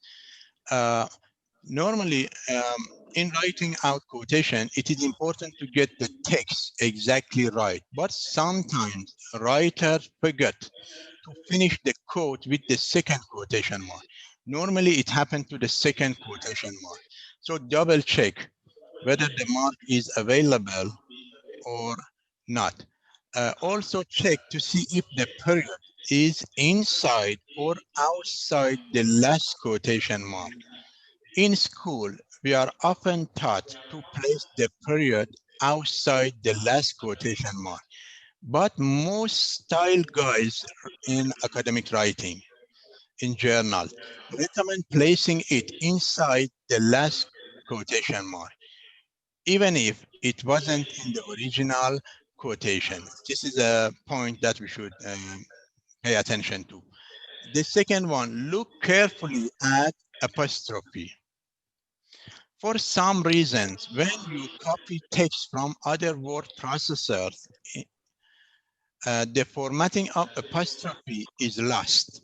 So they come out flat or without the usual curve. So you should keep an eye on those apostrophes to find the difference if any differences are available, right? The next point, insert headings for easier reading. Very important to make the readers understand the text easier and more quickly. Try to have heading for each part of your writing.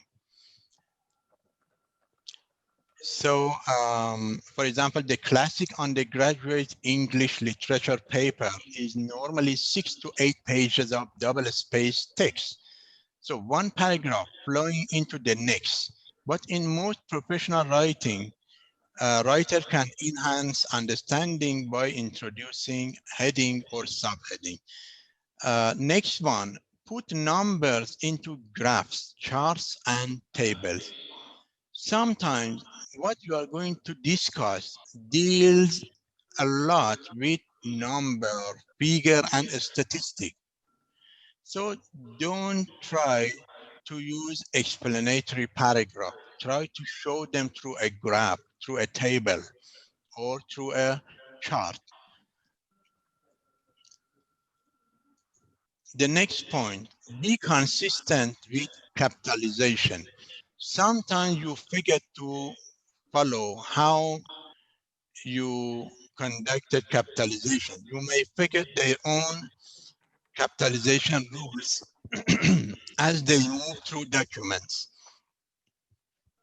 So I have seen students, for example, capitalize the word university, and then they fail to capitalize it later in another page. So you should be consistent with this one. Next point, remove 2 spaces after the period. It is also a technical point. You know, back in the days of typewriters and then dot matrix printers, writers were recommended to add 2 spaces after the period. When we use typewriter at the days of typewriter and when we use dot matrix printers, we should use 2 spaces after the period at the end of a sentence. But with the advent of computer desktop publishing programs, this 2-space rule became annoying. You should not use 2 space after period in a sentence. And if you follow APA style guide, it recommends us to have 2 space after period. But this is unusual in the publishing business. Journals say no need to follow APA rule related to this point. Just 1 space is enough after full stop, after period. And the last point, be consistent with your hyphen style. This is a small point that annoys page designers in journals. Inconsistent hyphen or dash style. So hyphens are used normally. Hyphens are usually very small dashes that join words, conjoin words, such as lunchtime. We use hyphen between lunch and time. But what about dashes that are a bit longer? Dashes normally appear at the end of sentence, for example, so it is different from hyphen. But in writing and typing, most of authors mess them with each other, mix them with each other and use them interchangeably. That is not correct. Okay, Mr. David, ready to translate? Oke, pertama ceklah atau perhatikanlah beberapa quotation mark. Jadi quotation mark itu tanda kutip ya. Jadi tanda kutip yang hilang. Perhatikan tanda kutip yang hilang. Kemudian look carefully at apostrophe. Lihatlah apostrophe juga. Tanda apa namanya ini ya? Apostrophe ya. Kemudian masukkan heading untuk untuk bagi pembaca agar lebih mudah untuk membaca ini. Kemudian gunakan atau masukkan nomor di dalam grafik, kemudian chart atau tabel. Jadi tabel grafik itu ada nomornya ya. Jadi ini grafik pertama, grafik kedua dan seterusnya. Kemudian konsisten dengan huruf besar atau capitalization ya. Kemudian hilangkan 2 spasi setelah titik. Jadi ada itu kan nulis kalimat itu setelah titik 2 spasi, harusnya setelah titik hanya 1 spasi saja cukup gitu. Kemudian konsisten dengan style hyphen ya, atau apa namanya ya, bahasa Jawanya strip itu apa? Tanda hubung ya, hyphen. Oke. You may continue, Reza. Okay. So at the end of your proofreading, try to run spell check. Once everything is in place, it's time to attend to some final concern. Writers often forget to do this task in the haste to finish because they want to finish the manuscript as soon as possible. So they will not check the last step, that is spell checking. So spell check is a feature in every word processor, but many people don't bother to use it actually. This is the problem. So proofreaders should be aware of this problem. But you should also pay attention that sometimes spell checkers say a word is misspelled when it isn't. So you should, let's say, check all suggestions provided by spell checkers and see whether they are true or false. Actually, they are false positive, for example, or they are true recommendation. Next one, proof the tables. Some of us as editors or proofreaders ignore checking tables actually. We just work on the text. We say, okay, this is just a table that shows a figure, a statistic, no need to focus on the table. Let's go to the next paragraph. It makes problem actually. Why? Because when you focus on body paragraph, you can forget about table. Take a close look at table, headings, descriptions, and sources for the table. See whether they are okay or not. Next one, fact check your work. What does it mean? It is the role of editor actually, not proofreaders, but it is important to discuss about here.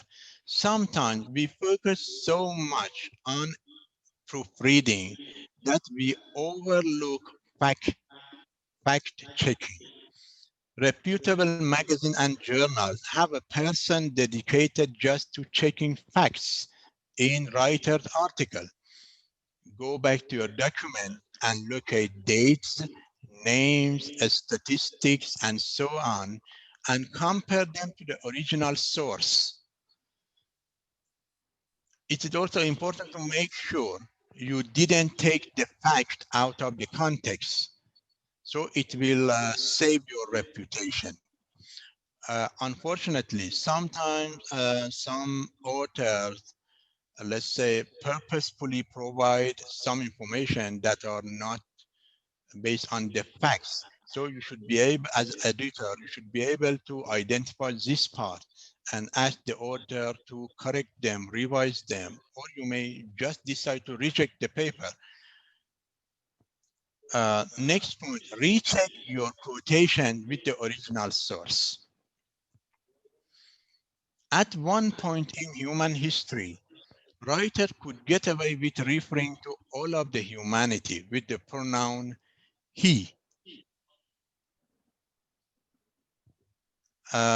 We are talking about the fourth one, sorry. In the process of typing in other people's words, it is easy to make a mistake. So go back to the original source and check your copy word by word. Why? Because you don't want to misrepresent what they said. So as an author, you should be sure what you are quoting from other people is true and exact. And as a proofreader, you should check what quoted by the author to ensure they are not wrong quotation. So it is your role. The next point, ensure the writing is inclusive. So what does it mean? It is exactly related to what we discussed about they, personal pronoun they. At one point in human history, writers could get away with referring to all of humanity with the pronoun he. But over time, people started to realize that this excluded women, and they became popular to refer to a mixed gender group. So it means being exclusive in writing. When we are talking about people in general, put it in your mind that you should use they when you refer to both, let's say, male and female. But if you are talking about people and you mean male person available in a place, for example, in some instances you should refer to he. So it is very important to be inclusive in your writing. Next point, check to see if you really use all the sources. If you are writing an academic document, you may decide to remove a theorist or two as you go along. But then you forget to remove the citation from your reference page. It is always a good idea at the end of the proofreading process to scan through the document and make sure you really used all the sources listed in your reference list. Because of revision, sometimes you delete, for example, a sentence, a quotation, but you forget to delete the reference from reference list actually. It happens regularly, frequently in manuscript. And the last point, ensure you avoided copying. No need actually to discuss about. If you are referring to other people's work, particularly other people's blog posts, for example, news, articles, and academic papers, make sure you don't copy even a phrase. Taking even a phrase of 4 or 5 words from another writer can lead to charges of plagiarism. Okay. But many students fall into this trap because they can't think of another way of writing an idea. This is the point. Oke, saya terjemahkan. Poin berikutnya adalah gunakanlah ya spell checker ini di akhir. Jadi kita bisa menggunakan aplikasi untuk mengecek spelling atau ejaan. Kemudian proof the table. Artinya tabel itu kita proofread juga. Apakah tabel itu sudah sesuai atau belum ya. Kemudian fast check your work. Nah ini fast check ini istilah yang khusus ya, bahwa artikel jurnal itu harus kita cek kebenarannya. Nah ini, jadi fast check itu bukan berarti fast itu cepat, tidak, tetapi kita cek kebenaran data-data yang ada di artikel itu, bahwa memang itu data yang benar gitu, tidak hanya sekedar asumsi atau mungkin khayalan saja. Kemudian cek ulang lagi kutipan-kutipanmu dengan sumber aslinya. Jadi kutipan-kutipan ini kita cek lagi dengan sumber aslinya, referensi. Kemudian pastikan bahwa penulisan di artikel jurnal ilmiah ini meliputi semuanya, inklusif istilahnya. Jadi ada dari awal sampai akhir ya, dari pendahuluan sampai simpulan dan aplikasi ya. Itu dipastikan semua ada. Kemudian ceklah, lihatlah apakah Anda sudah menggunakan semua sumber ya. Dan yang terakhir pastikan bahwa Anda menghindari copy atau copy paste, istilahnya begitu. Menghindari copy paste. Okay, you may continue, Reza. Okay, the next point, recheck your references. At the back of academic document, lurk the references. Perhaps the location is what causes everyone to forget to proofread them. Even we, as editors or proofreaders, sometimes forget to double check references to see if everything is okay there or not, based on style, format, or even based on spelling. Maybe it is because of the location. It happened at the end of the manuscript and we ignore it somehow. So make sure the names and titles and dates are all correct in references. Also look out for formatting and capitalization consistency in references. But you should check your style guide also to be consistent with your style guide. And sometimes you have table of content in some manuscript. If you have so, you should check whether the order of material presentation is consistent with the table of content actually. Next point, review the numbering of sections. It happened regularly. Such kind of problem happen regularly in manuscript, that sometimes there is a problem with section numbers. It's easy to lose track of the current number because you went, for example, to page 4 or 3 and you forget what was the last numbering in page 2. And you repeat one number 2 times, actually. Proofread headings. While you are so busy proofreading the body text of your document, it can be easy to forget the headings. You may ignore the headings to be checked as a proofreader. So take one pass through the document, looking only for the accuracy of heading and subheading. So one time, just focus on checking headings and subheadings without reading the body text to see whether they are okay, no problem with numbering, with spelling, or any other point. And the next point, recheck any mathematics. So it is very challenging, actually. For many writers, math is not their greatest skill. Indeed, for many proofreaders, actually, many writers choose to write because they don't want to be involved in numbers. If you do have any math in your document, however, double check it.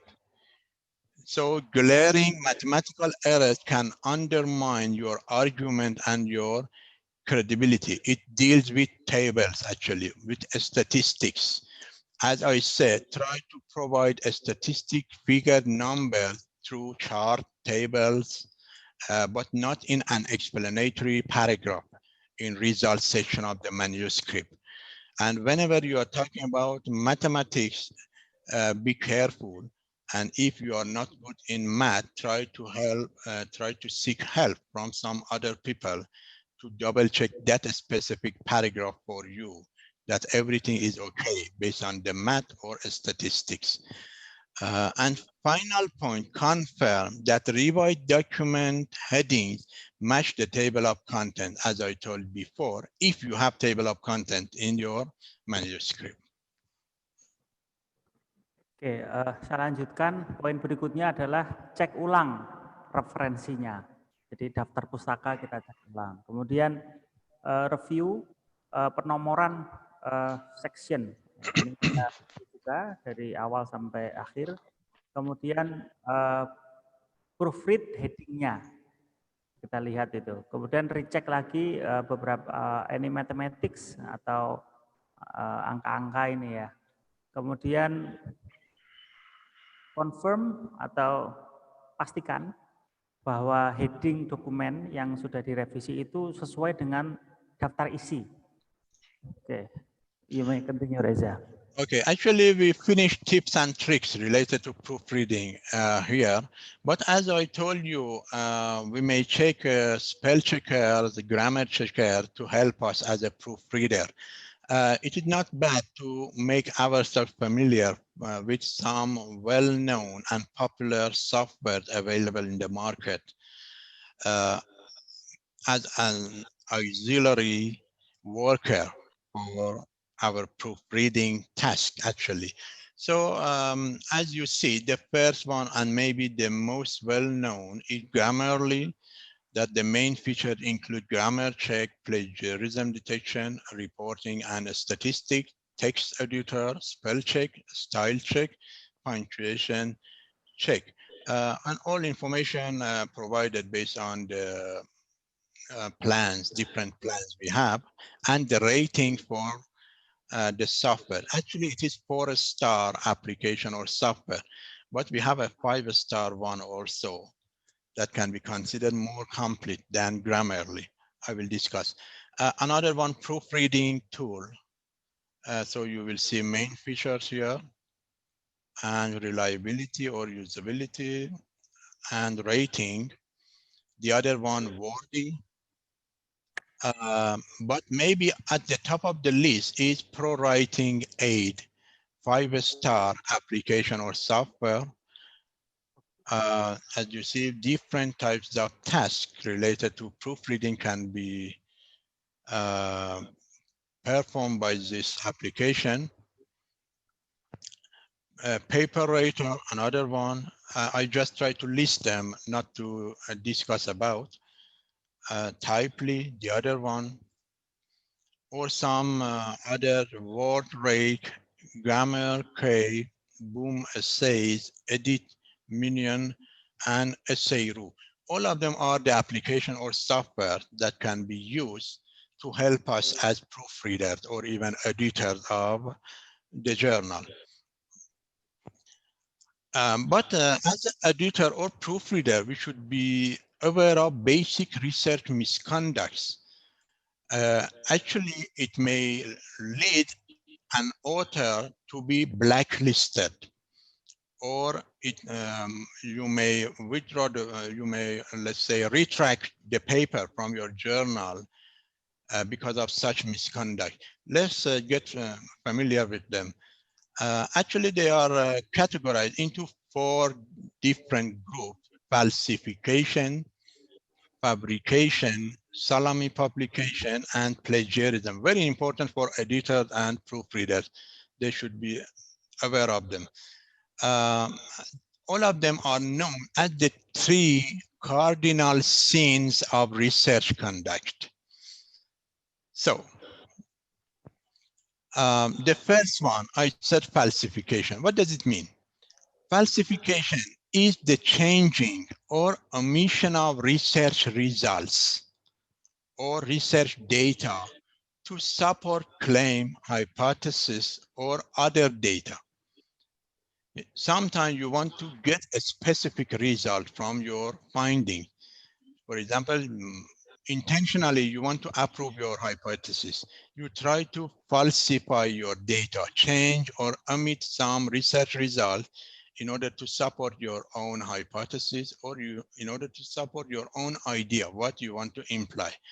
So it is not allowed. And if you found such problem in a paper, you should reject it completely. No need for further investigation.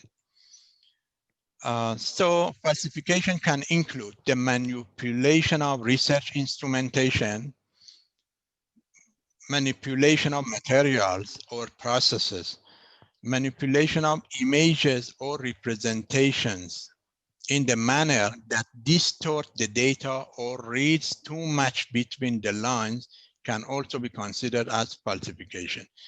The second one is fabrication. Fabrication is the construction or addition of data. Sometimes you add data to your piece of research while that data is not really available. Sometimes you fill a SPSS input file by, let's say, false data, the data that is not really available, right? We call it fabrication. So it is construction or addition of data, or addition of observations, or addition of characterization that never occurred in the gathering of data or running of the experiment. The third one is salami publication.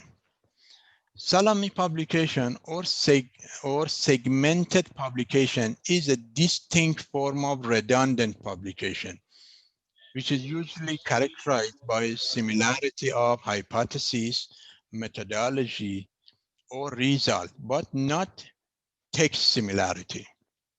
These aspects of publication are not objectively detected by software application and therefore present a serious threat to publication ethics. So you should be careful about salami publication.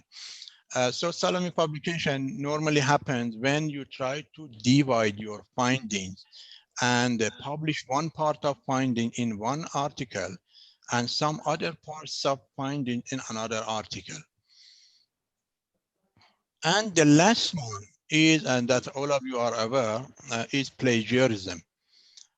Plagiarism is perhaps the most common form of research misconduct. So researchers must be aware to cite all sources and take careful notes.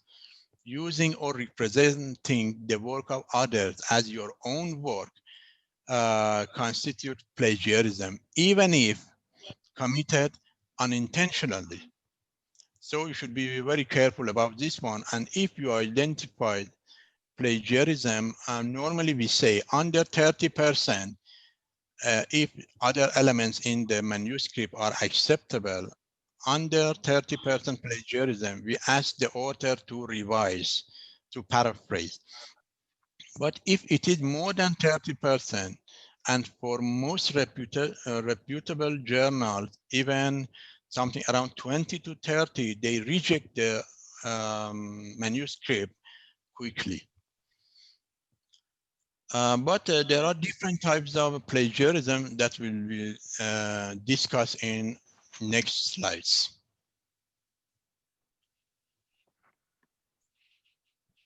Okay, Reza, what Yes.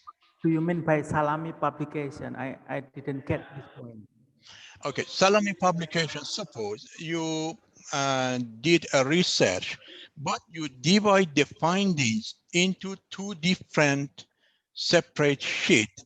The first sheet is published in one article, the second part of finding published in another article.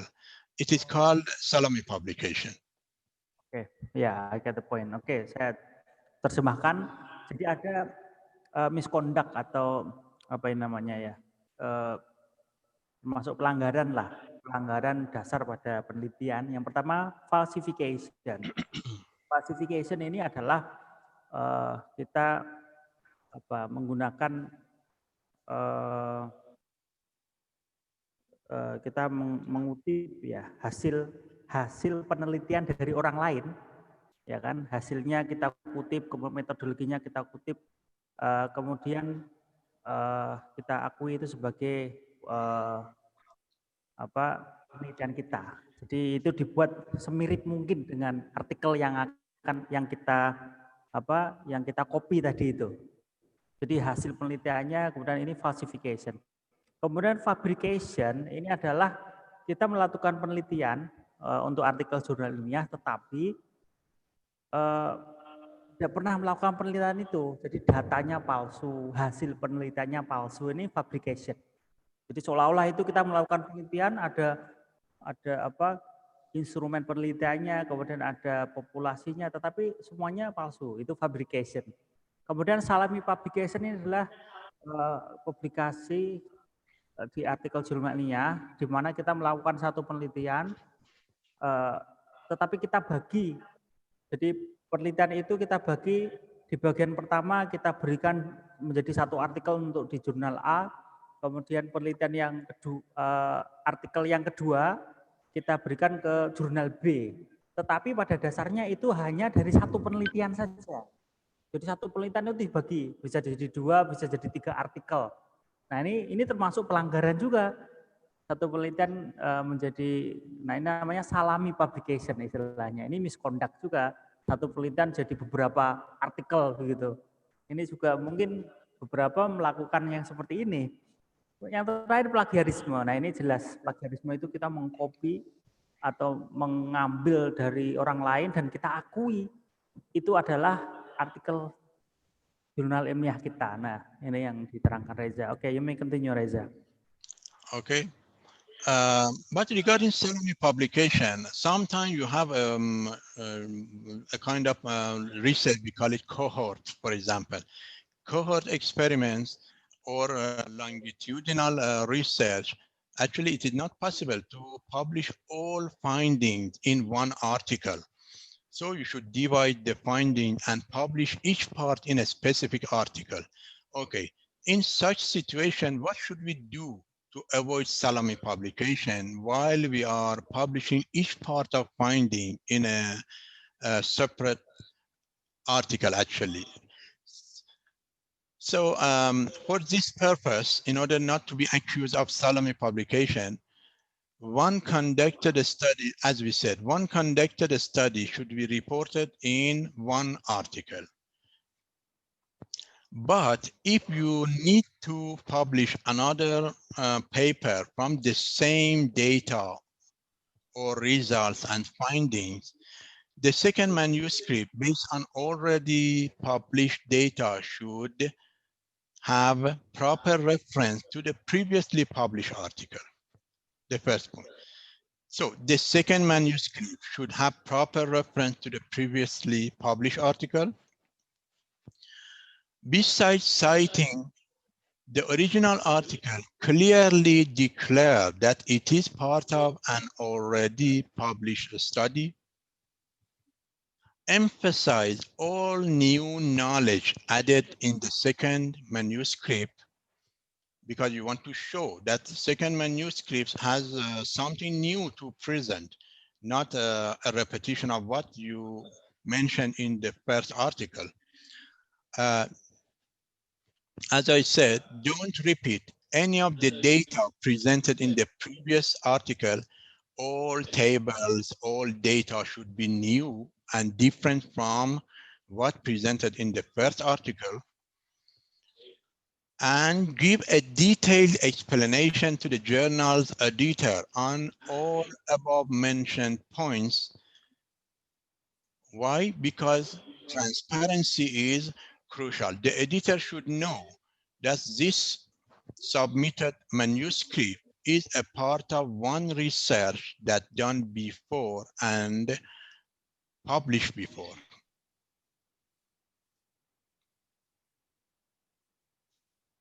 Oke, Mr. David.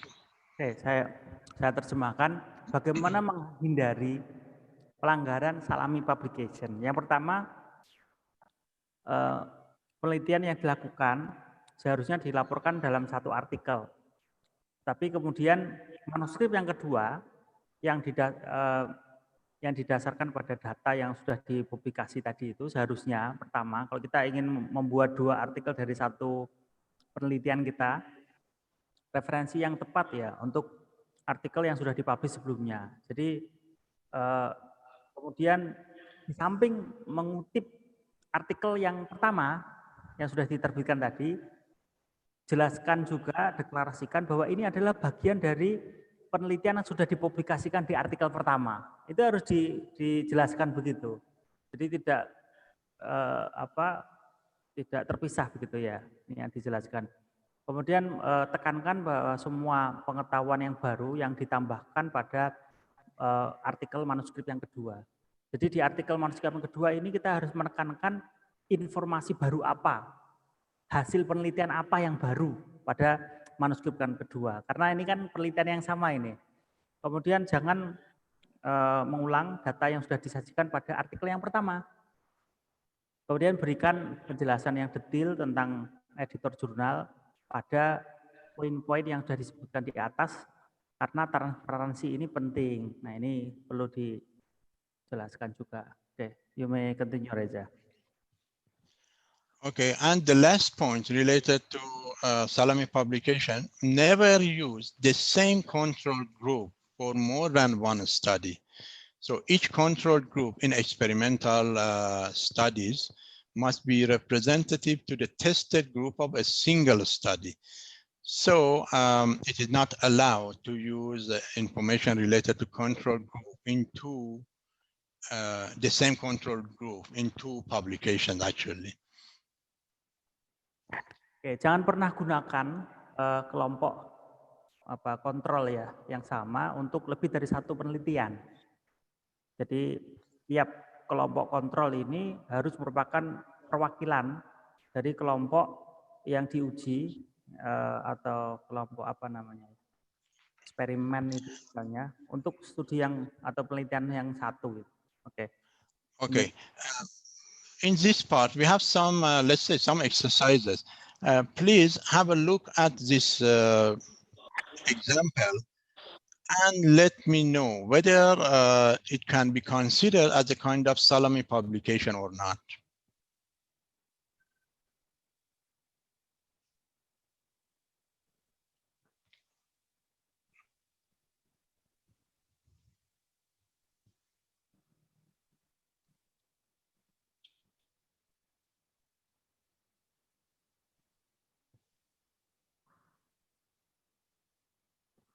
Yeah. Yeah, I So think any this idea? is as well. Right, Reza? This is also Salami publication. So you believe it is Salami publication, right? Do you have any participant who believe it is not a case of Salami publication? Ada peserta di sini yang pernah punya pengalaman tentang Salami publication tadi? Gimana? Mungkin pengelola jurnal ini Najwa itu. Jadi satu penelitian dipecah ya menjadi beberapa artikel.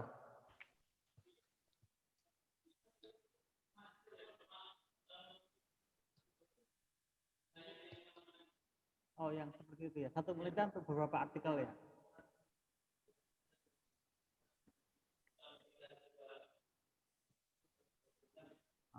Okay, based on one of the participant here, he said that it is very common here. Yeah, that one research may be they can have two articles based on one research. Yeah. Okay. This is Okay. the comments of the participant here. Right. Okay. So if there is no other suggestions or point of view, I will go to discuss about this case, this sample. So actually, this is certainly not a Salami publication. Moreover, this is probably the best way to conduct a study. A pilot study can reveal disadvantages of a study design that can be corrected during research conduct and data collection.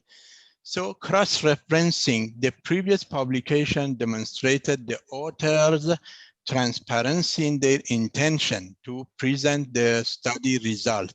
So no problem if you provide the results of your pilot study in one article and then you provide the results of your main study in another one. Why? Because the main study is based on the corrections happened in pilot study actually.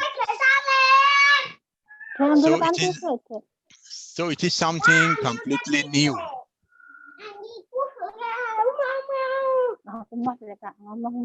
Okay, now let's go to the next example. What do you think about this one? Please read this example and let me know whether it is a kind of salami publication or not.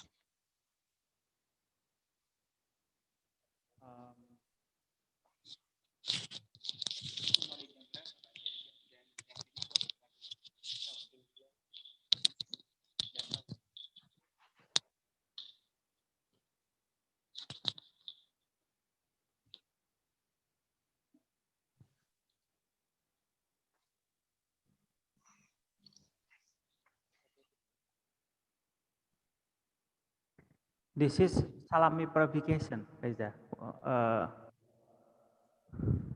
This is a case of salami publication, the second case. The second one, this one can be considered as a salami publication, but if some specific considerations take place, it is not a salami publication. I will explain. Those articles can be published, but under the condition that the initial research questions were different, and so are the presented results. So if the research questions are not the same, they are not considered as salami publication. Otherwise, they are salami publication. So results of one study, as we said, should not overlap sorry, in any segment with another study. This is the reason we said research questions should be totally different. For example, biochemical markers presented in one article should not be presented again in the other article. In addition, each article must have a unique contribution to the knowledge, even though the data are collected on the same set of patients. So both manuscripts should clearly state that they present only part of the results collected from the large clinical trial, and two articles must be properly cross-referenced. Under this circumstance, this condition, they are not salami publication. Otherwise, they are considered as salami publication. Clear? Okay, yeah, it's clear. Okay. Let me translate from the first case, ya. Okay. Jadi from the first case, the pilot project, oh ya, this one. Saya terjemahkan. Memang ini ada satu kasus ya yang tidak termasuk dalam salami publication. Yang pertama ini ada sekelompok peneliti atau penulis ini menyajikan pilot project ya, pilot study pada satu jurnal. Kemudian 2 tahun kemudian penulis ini itu mempublikasikan artikel dengan sampel yang jauh lebih besar.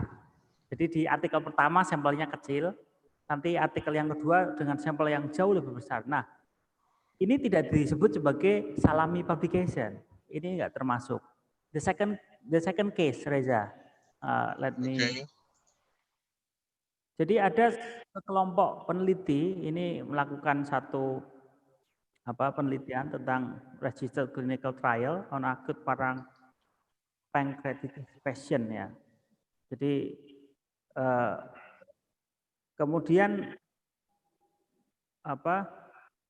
the trial design, jadi percobaan ini dilakukan pada studi multidisiplinari yang mengobservasi hasil dari diagnosis dan klinis. Dua kelompok penulis ini yang terlibat pada percobaan ini mempublikasikan 2 artikel. Nah, artikel pertama menggambarkan nilai prognostik interleukin pada perkembangan komplikasi pada pasien dengan pankreastik akut ya. dibandingkan dengan kelompok kontrol yang sehat. Nah, pada artikel yang kedua menyajikan efek ya yang bermanfaat dari enteral nutrition pada pasien dengan pankreatis yang akut.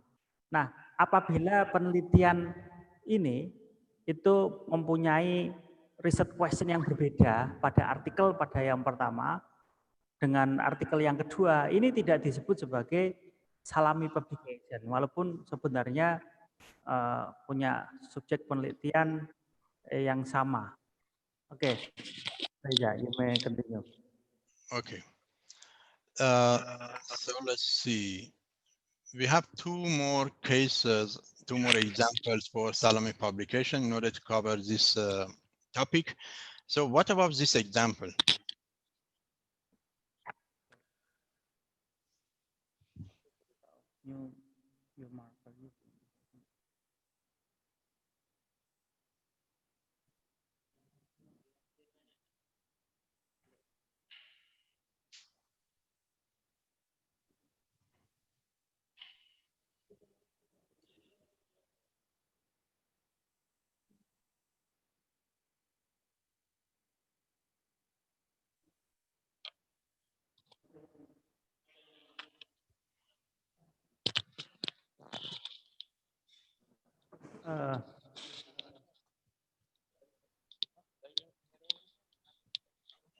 Yeah, this is not salami publication, Reza.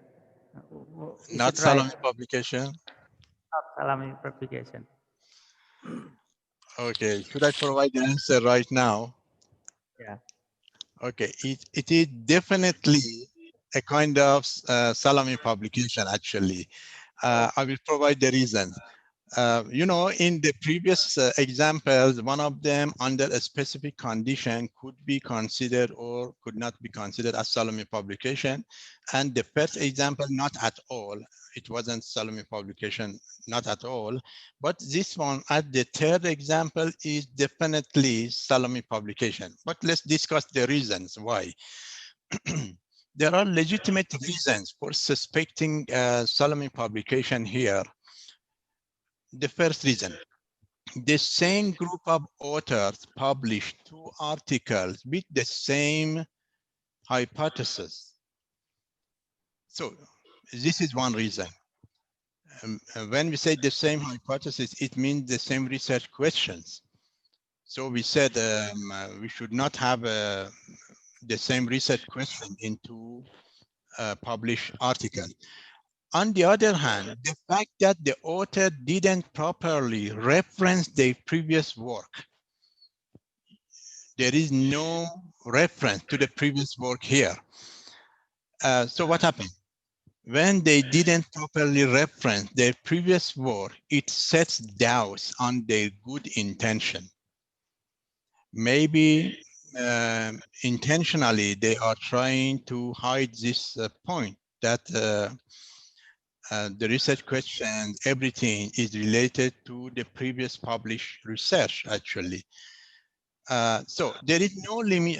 Actually, there is no limitation for publishing a follow-up study with a different outcome, but basic conditions have to be met. So what are basic conditions?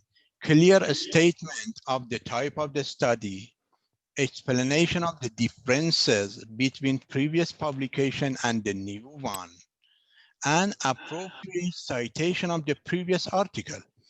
But when there is no instances of this information in the second article, actually it is considered as a salami publication. Okay, let me translate. Jadi yang kasus yang ketiga ini unik ya. Ini ternyata this is salami publication. Jadi inilah contoh salami publication bahwa ada sekelompok penulis ini, dia menulis penelitian untuk publikasi jurnal, kemudian dua artikel itu punya hipotesis yang sama, tetapi hasilnya itu berbeda pada artikel pertama dan artikel yang kedua. Ini disebut sebagai salami publication, itu termasuk pelanggaran. Jadi punya hipotesis yang sama, punya riset question yang sama, Tetapi hasil penelitiannya itu berbeda pada artikel pertama, kemudian berbeda juga pada artikel yang kedua. Ini termasuk silent publication. Ini termasuk pelanggaran kode etik. Okay, you may continue, Reza. Okay. So, because it is very important, actually, salami publication happens frequently, and some, let's say, editor cannot identify it, publish the paper, and this, sorry, this published paper may cause problem for the reputation of the journal, actually. So I'm trying to focus on this issue by providing more examples to make you familiar with different condition and different cases of salami publication. Okay, what about this sample? It is another example. So let me know whether it is a kind of salami publication or not.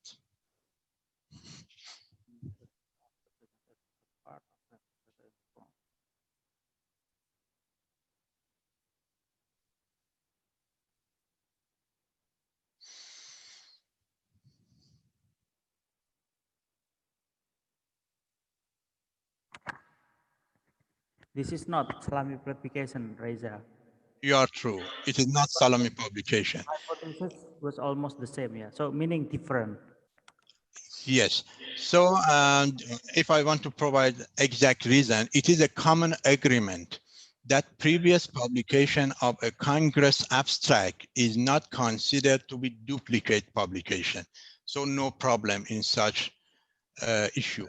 However, presenting the same poster presentation at 2 or more Congress meetings without a clear statement of its earlier presentation is not allowed. So this is the point. So do you want to translate or I can go to the next one? Ya, let me translate. Jadi yang jenis apa, contoh kasus salami publication yang ketiga ini tidak termasuk salami publication atau pelanggaran kondak. Karena apa? Pada awal penulis menyajikan datanya pada presentasi pada meeting kongres. Kemudian pada berikutnya dia menerbitkan artikel dengan judul yang hampir sama, tetapi hipotesisnya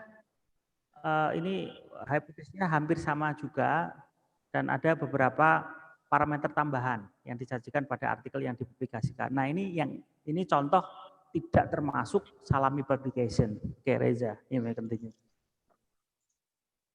Okay, as the last example for salami publication, what about this one?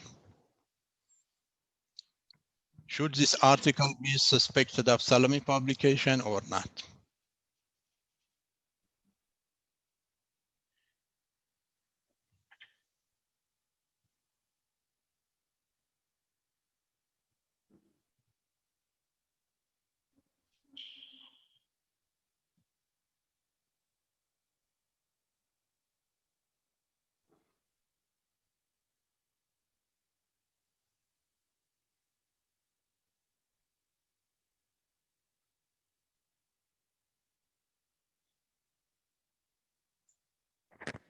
I think this is not salami publication, Reza. Different samples, yeah. Different research questions as well. Okay, so regarding this one, we should decide based on the information I will let you know. So this is a typical case of salami publication. So it can be considered as salami publication. Why? Because exactly the same data was used for localized renal cancer subgroups of the patients in both manuscripts. Exactly the same data was used for localized renal cancer subgroups of patients in both manuscripts without appropriate reference to the previously published article. It happened here. In addition, there is no justified reason for splitting the data for tested biochemical markers into 2 separate manuscripts.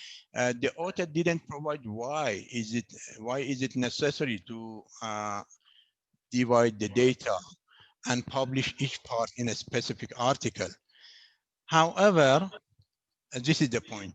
However, no accusation can be made before a thorough, complete inspection of articles involved in this case. So both articles should be investigated thoroughly, and the corresponding authors of both articles must be contacted and given the chance to make an appropriate explanation.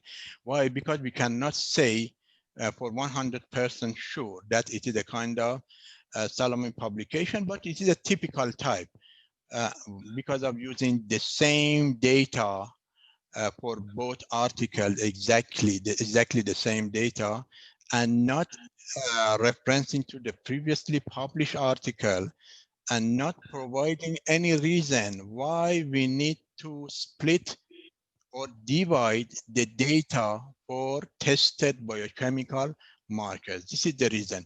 So the editor need to contact the corresponding authors of both articles and ask them for additional information. Okay. So Reza, does it mean that if we use the same research data for two manuscripts, this is always considered salami publication? If you use the same exactly the same data without any reference to previously published article, when there is no reference, yes, salami publication. Oke. Jadi let me translate. Jadi Okay. contoh yang lain salami publication. Jadi seorang penulis mempublikasikan dua artikel yang judulnya hampir sama, ya kan? Tetapi dengan dengan data penelitian yang sama. Jadi data penelitian yang sama ini digunakan untuk artikel jurnal yang pertama, digunakan juga untuk artikel jurnal yang kedua. Nah, ini termasuk salami publication. Ini pelanggaran kode etik penelitian juga. Oke, Reza, you may continue. Okay, we close this topic, and now we discuss about plagiarism. So it is also very important for proofreaders and editors to be familiar with different types of plagiarism we have. So let's discuss about different types. The first and maybe the most severe type of plagiarism is direct plagiarism, or word by word, word for word plagiarism, or another name, clone plagiarism or global plagiarism. All of them refer to one type. So it is a kind of severe plagiarism, and it means when the author copies an entire piece of work by someone else and claiming it as his or her own original work. So the entire article belongs to someone else, but you get it and present it as your own work. We call it direct plagiarism. The second type is hired plagiarism. Hired plagiarism is a type of plagiarism when you pay someone else to write an essay or research paper for you. This also includes buying essays from internet sites or essay writing services. It doesn't have to be the entire essay or paper.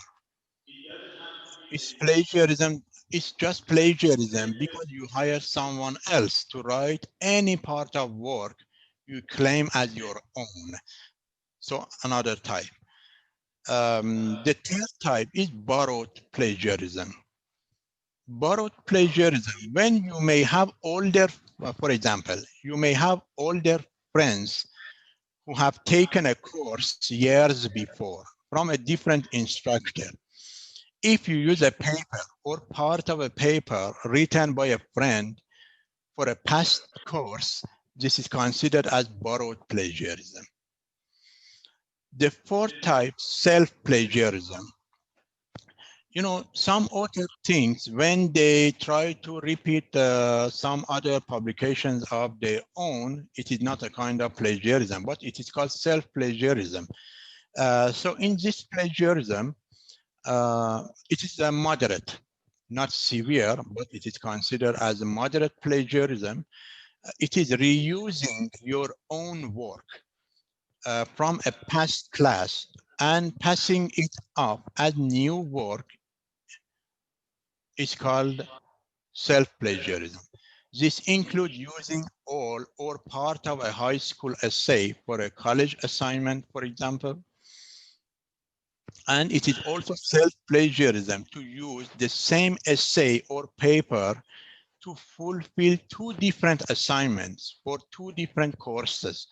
Again, we call it self-plagiarism. The next type that is also considered as serious plagiarism is mosaic plagiarism or patchwork plagiarism or patch writing, different names. But what does it mean? It is using part of someone else's work and adding your own work to it. So a mixture of your own work and someone else's work, actually. It's called mosaic plagiarism. This includes copy-paste from someone else's work and find and replace. We call it copy-paste and find and replace plagiarism, where you replace certain words or sections with paraphrase work in an attempt to make it unique. Where you replace certain words or sections with paraphrase work in an attempt to make it unique. So it is one of the most confusing types of plagiarism to detect, actually. The next type is collaboration plagiarism. So collaborating on a project, but acting like it was done alone is called collaboration plagiarism. For example, a group of students may get together to work on the research for a project, and then each write his or her own essay based on the research. Because the work is not entirely original and it's not that of the student claiming it, it is considered as collaboration plagiarism because it is a work done by a group of students, but then you claim that you did it by yourself. So it is a type of plagiarism, and the type is collaboration. And the last type, contributing author plagiarism. When you do not credit an author or editor who contribute to the work, it is called contributing author plagiarism. For example, if you and your partner work together on the project, but only one of you get credit, it is actually plagiarism some of the work done by your co-author, by your partner. Okay, Reza, let me get an explanation on mosaic plagiarism. Does it mean that if we we copy and paste from someone else's work and then we change a little bit, it is mosaic plagiarism? When you copy and paste and paraphrase some other parts and claim it as your own work, it is mosaic plagiarism. Yeah, I got it. And what about collaboration plagiarism? What do you mean by collaboration? Okay, collaboration plagiarism. Suppose a group of researchers work on a single research project, but after it, each one of them publish an article independently from that research project. But yes, it is collaboration plagiarism. Why? Because it was done by a group. So you cannot publish actually articles by single authors. Okay, I got it. Okay, let me translate, Reza. Jadi plagiarisme yang lain ini ada istilah direct plagiarisme. Ini plagiarisme langsung. Jadi copy paste persis seperti sumber aslinya. Ini yang Direct plagiarism, persis sampai titik komanya itu persis. Nah, ini namanya direct plagiarism. Yang kedua, hired plagiarism. Hired plagiarism ini begini, kalau kita menyewa orang atau teman untuk membuatkan artikel jurnal ilmiah atau penelitian, kita menyewa dia, kita bayar. Ya, ada juga mahasiswa S3 itu meminta orang untuk coba buatkan disertasi saya. Nah, ini termasuk namanya hired plagiarism. Ini termasuk plagiarisme. Ini pelanggaran kode etik juga. Yang ketiga, borrowed plagiarism. Jadi plagiarisme meminjam apa istilahnya ya, borrowed plagiarism.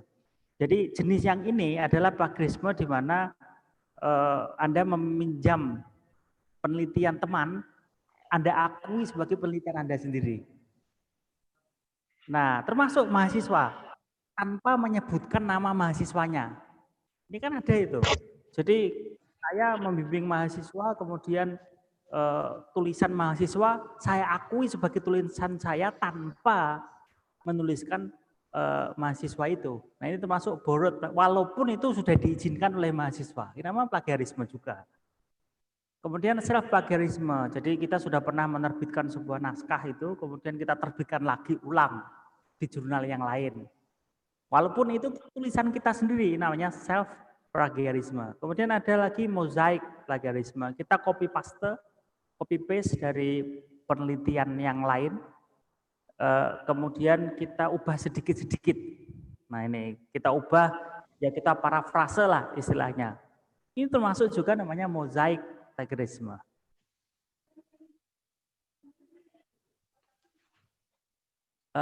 Ya, enggak, maksudnya ini penelitiannya, Bu. Penelitiannya. Jadi misal dari metodologinya, hasil penelitiannya, sampelnya, semua dari orang lain. Kemudian ini namanya mozaik, kita ubah parafrase. Ini konten ini, kita bicara kontennya, bukan kajian pustaka. Kemudian collaboration plagiarisme, ini jenis plagiarisme di mana ada dua peneliti yang bekerja bersama-sama pada satu penelitian, kemudian mereka itu menerbitkan artikel sendiri-sendiri. Jadi misalnya ada peneliti A menerbitkan artikel di jurnal A, peneliti B menerbitkan artikel di jurnal B. Hasilnya sama sebenarnya, tetapi dengan kemasan yang berbeda karena penelitian. Nah, ini termasuk collaboration plagiarisme. Dan yang terakhir, contributing author plagiarisme, ini plagiarisme di mana penelitian itu dilakukan oleh dua orang, tetapi dia mengakui penelitiannya sendiri, penelitian dia sendiri tanpa menyebutkan penulis yang kedua. Ya, seperti juga mahasiswa tadi, kita sebagai dosen pembimbing kemudian mengakui bahwa karya itu karya kita, padahal itu yang melakukan adalah mahasiswa tanpa menyebutkan mahasiswa sebagai penulis yang pertama. You may continue, Reza. Okay, the next type of plagiarism is called aggregated plagiarism. So if your paper is based on another paper and uses the same ideas and the same sources, it may be aggregated plagiarism. So rewriting the language used doesn't make the paper or essay unique if the sources and ideas are the same. Next type, outline plagiarism or retweet plagiarism. Using the same structure with new information or using the outline of another paper is called outline plagiarism or retweet plagiarism. The third type on this slide, bibliography plagiarism or incorrect citation plagiarism. So it is a kind of moderate plagiarism. If you use the bibliography from another paper, you are plagiarizing that research, even if you write a paper that is unique and has a different thesis.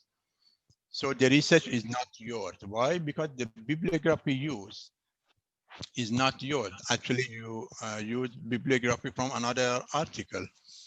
So on a similar note, extending a bibliography with sources not used in the paper is a form of plagiarism too. So the next type, secondary source plagiarism. as the fourth type on this slide. If your paper mentions primary sources and cites them properly, but then uses information from secondary sources without citing them, it is called secondary source plagiarism. Next one, accidental plagiarism, as the fifth one here. It is possible to accidentally plagiarize other work if you are doing a lot of research for a paper. So you may come across ideas and forget where you saw them, thinking they are your own. You may even be influenced by the language used in a piece of writing and inadvertently use the same language in your work. So this kind of plagiarism is difficult to avoid. All of us may do it actually, but making notes and trying to be aware of what you read can help us not to do such kind of plagiarism. The next one, paraphrasing plagiarism. It is a serious type of plagiarism, means rephrasing someone else's ideas without citation. Sometimes you rephrase or paraphrase what someone else said, but you will not provide citation at all. It is called paraphrasing plagiarism. And the last type on this slide is verbatim plagiarism. It is also a serious type of plagiarism when you directly copy a passage of text without citation. So be careful. We have verbatim and direct plagiarism. Direct plagiarism, when you copy all paper or all article from someone else and claim it as your own. But verbatim, when you use one passage, one paragraph, or one page from another article and claim it as your own work. Okay, let me translate. Aggregated plagiarism. I didn't get this point, Reza. Aggregated plagiarism. See, actually your paper is based on another paper. And you use the same idea, the same sources, but you write your own paper based on the same idea, the same sources, and the same format that taken from another article. It is called aggregated. Oke, let me translate. Jadi yang pertama ini plagiarisme aggregated. Jadi kita menggunakan gagasan orang lain, penelitian orang lain, dan kita mengakui sebagai penelitian kita sendiri. Ini sampai formatnya juga persis ya. Karena ada outline plagiarisme. Jadi ini plagiarisme gimana kita melihat dari outline penelitian orang lain, kemudian kita menggunakan itu sebagai penelitian kita sendiri. Nah ini termasuk juga. Ada bibliografi plagiarisme. Jadi kita mengutip satu kutipan-kutipannya itu tidak tepat dengan daftar pusakanya. Nah ini kita hanya asal saja mengutip begitu, padahal ini termasuk bibliografi plagiarisme. Jadi kita tidak menggunakan daftar pustaka yang benar. Ya. Kemudian ada secondary source plagiarisme. Jadi kita menggunakan ini plagiarisme sumber kedua. Jadi kita menggunakan Reza, secondary source plagiarism meaning that we get from other people's work and then we use it as our own. Is it right? Let me make it clear. Suppose you are, let's say, citing something from Chomsky, but you find what was said by Chomsky in another paper, not in Chomsky's own paper. It is called secondary source. But you don't say that you find what Chomsky said in another paper. You say you find it in Chomsky's own paper. It is called secondary source plagiarism. Is it clear? Yeah, it's clear. So meaning that we didn't quote from Chomsky, but we quote from a paper. Yeah. Quoting Chomsky's, is it right? Yes, right. Oke, jadi kita menggunakan sumber yang kedua. Ini termasuk namanya secondary source plagiarism. Jadi misalnya kita mengutip dari pendapat Chomsky, kemudian kita mengutipnya tidak langsung dari buku-bukunya Chomsky atau penelitian Chomsky, tetapi dari paper atau makalah orang lain yang mengutip itu, dan kita menyebutkan paper orang tersebut. Jadi secondary source itu. Ini termasuk secondary source plagiarisme. Jadi tidak mengutip langsung dari yang sumber pertama. Kemudian ada accidental plagiarisme. Jadi plagiarisme di mana secara tidak sengaja kita penelitian kita itu sama persis dengan penelitian yang lain ya. Accidental. Ada paraphrasing plagiarisme. Ini plagiarisme di mana kita copy and paste ya, dan memparafrase dari penelitian orang lain dan kita akui sebagai penelitian kita. Dan verbatim plagiarisme ini kita mengambil satu paragraf dari penelitian orang lain dan kita akui sebagai penelitian kita tanpa menyebutkan penulisnya. Okay, you may continue, Reza. Okay, so based on the definition we provided right now, suppose this is the original text and this is what was written by an author based on the original text. What kind of plagiarism do you believe happened in this text?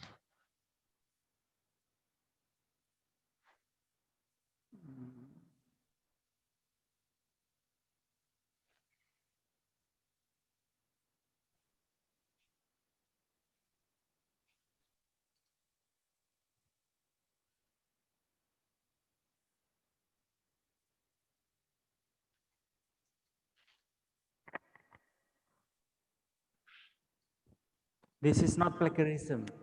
Is it right, Reza? Or this is the example? Actually, it is plagiarism. You see incorrect citation. Actually, you don't see any citation here because it was taken from the original one related to Cronon 1995. So bibliographic plagiarism or incorrect citation plagiarism happened here.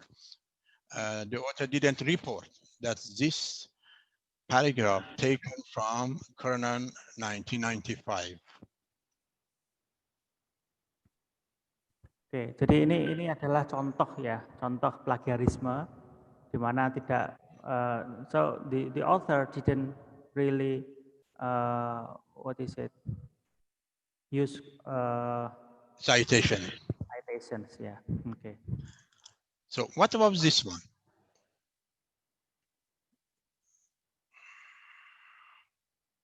Actually, the colored part was identified by plagiarism checker application or software. It is all the text highlighted. This is also the example of plagiarism. Yes.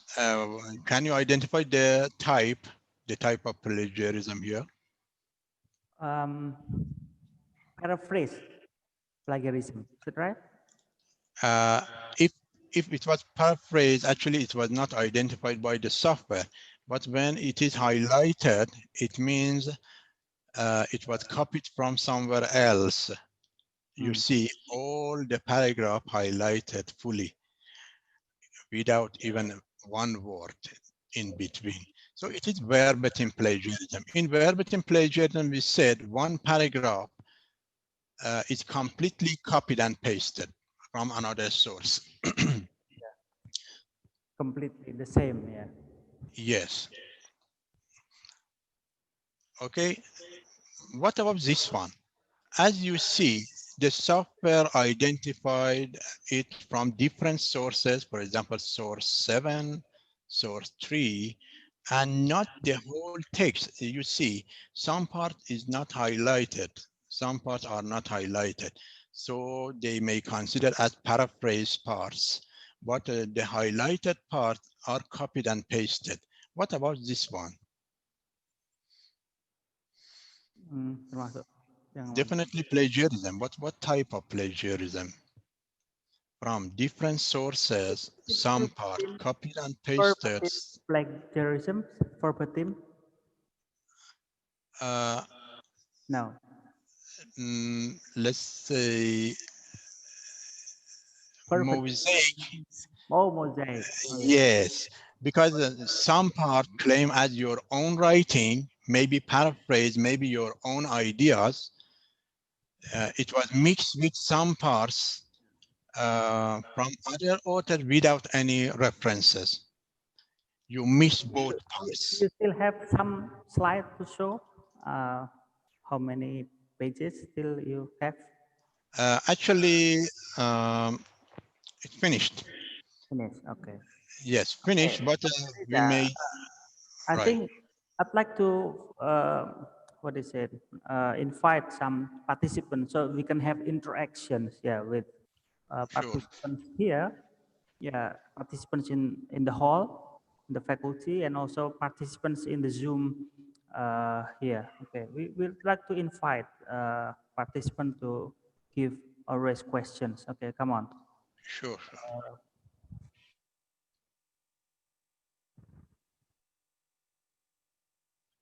Okay, you may give questions or just write down the question, or you may raise your hand and unmute your microphone and give questions to Reza Afipur. Come on. See, if there is any question from the participant, I'm ready to answer. Otherwise, I will try to raise some question to have answer and question session for the remaining time. Okay. So first, let's start by any question that the participant may have or any unclear point to answer. Okay.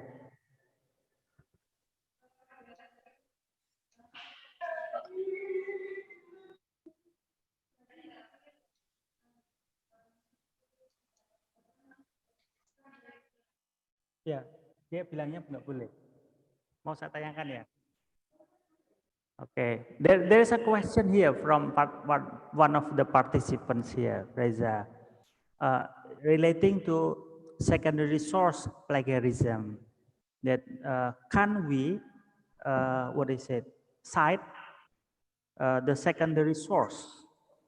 Yeah, let's say I'd like to cite from Halliday, but I cite from, let's say, other people who quote Halliday's statement or expression. What do you think? Is it You know, it is based on the style you are following, actually. In some of the styles, it is not allowed to use secondary source. In such situation, you should, for example, regarding the example I said, you should use Chomsky's own article and paraphrase what you want to say and use it in your own article. But for the style that the secondary source is allowed, no problem. But when you are using the source, you should not write Chomsky 1998 as the citation. You should use the secondary source as the citation or reference in which you find the quotation by Chomsky. okay? Jadi, so meaning that we have to quote, yeah, or cite from the first source. Yeah, is that what you mean, Reza? See, first you should identify whether secondary source citation is allowed in that specific style or not. We have Chicago style, APA style, Vancouver style for referencing. Some of them will not allow secondary source citation at all. So you are not allowed. But if you are allowed, yes, you may cite the secondary source instead of the primary source. Why? Because what Chomsky said, you didn't find it in the Chomsky's paper. You find it in another paper, not belonging to Chomsky.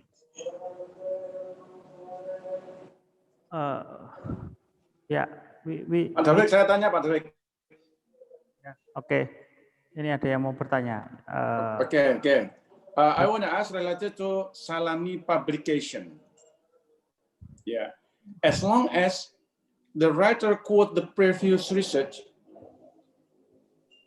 is it still allowed or not? Because it must be different with self plagiarism. I know that plagiarism is it's not allowed at all, plagiarism in any type. But for salami publication, what do you think? Thank you. You're welcome. See, when we are talking about self-plagiarism, it means even if you want to cite your own previous work, no problem. But provided that you paraphrase what you yourself said in the previous article. But if you try to use your own word exactly as it was used in first article, in the second article, it is self-plagiarism. But sometimes, yes. It's not allowed, right? It is not allowed, but you may paraphrase what you yourself said in previous paragraph, no problem. Sometimes you want to refer to your previous publication, no problem. Yeah. Yes, Thank you. but you're welcome. But in Salami publication, you are copying the design, the structure of the previous publication. It is something different from self-plagiarism. Okay. Thank you. You're welcome. Okay, Reza, we still didn't get the answer from the first question from about second source, secondary source plagiarism. Does it mean that if we quote from a paper, the paper discusses some of the opinions from Chomsky, for example. So let's say the paper was written by Pak Hamdan, for example. He quotes Chomsky's statement. And then is it allowed that we quote Hamdan's statement on Chomsky's statement? Exactly. We should quote the second source, exactly the second article in which you find Chomsky's statement or quotation. But when you write Chomsky, it means you find this statement in Chomsky's paper while you didn't do so. So it is a kind of plagiarism. Because you are providing wrong information. You actually didn't find that statement in Chomsky's own paper, in another person's paper. Okay, yeah, I got it. So let me translate. Jadi kita tidak bisa menggunakan secondary source ya untuk kalau misalnya ada pendapat-pendapat Chomsky yang ditulis di artikel siapalah, kita harus mencari sumber aslinya untuk mengutipkan itu. Karena untuk untuk artikel jurnal ilmiah seperti ini. Nah, tadi yang tidak termasuk secondary source plagiarism. Itu penjelasannya seperti itu, Bu Tarwiyah. Oke, the next question, silakan. Pertanyaan berikutnya dari peserta Zoom atau yang ada di aula sini, silakan. The next questions, you may.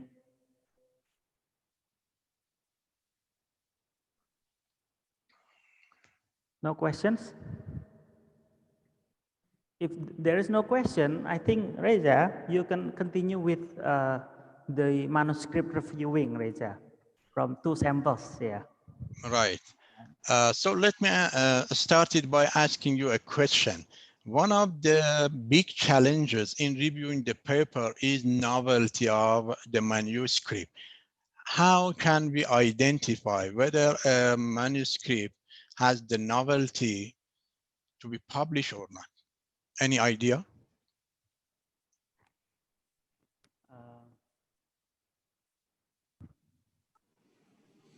New references in 2 years. What do you think, Reza? Okay, so you believe new references or up-to-date references may show novelty. So let me correct you. Actually, new references cannot show the novelty. Why? We may search the net and find different types of papers and try to cite them all in our paper. But it will not show that we are going to add something new to available literature. When we cannot show that we are going to add something new to whatever research done so far, it shows our paper doesn't have novelty, or we couldn't show it correctly to the readers. So we look for something else. Okay. If it is stated the data should be new, what's the indicators? For example, if I use coronavirus, there are so many data related to coronaviruses. Which one is new, which one is old? It's not easy to identify. It's not easy. Right. So, you know, some of the editors may say when they see the research is related to coronavirus, they say, okay, it has novelty. So because it is pointing to a new challenge or issue in today's world in the last months. Can we say this? Can we say this article has novelty because of coronavirus? No. Why? We should say, okay, we have this type of article related to coronavirus, but what we are going to add as something new to the available article. If we can justify it, actually we show the editor, the proofreaders, or the journal that our manuscript has novelty. Okay, one more opinion. Okay, one more opinion. Yeah, mainly when I supervise students in doing the last academic task, last academic assignment, I usually ask them to refer, for example, 3 or 5 previous researches. And then they try to combine the idea of 3 to 5 previous researches and then to find out what is not included in that researches. Or they may combine each other to be one, and then they do the one which is different from the previous researches. What do you think about that? Right. So what you did actually, based on the plan you explained, is a very good replication study. Actually, you designed a very good replication study, but again, it cannot justify the novelty. Novelty doesn't mean combination of different research done before. Means try to fill a gap or provide something new that not covered before in the manner that you are covering, actually. This is the point. You show that you are adding something to whatever did so far, something new. This is the point. Okay. Thank you. You're welcome. Okay, Reza, you can continue, Reza, with manuscript reviewing. So I can, yes, I have the manuscript. Let me make it ready.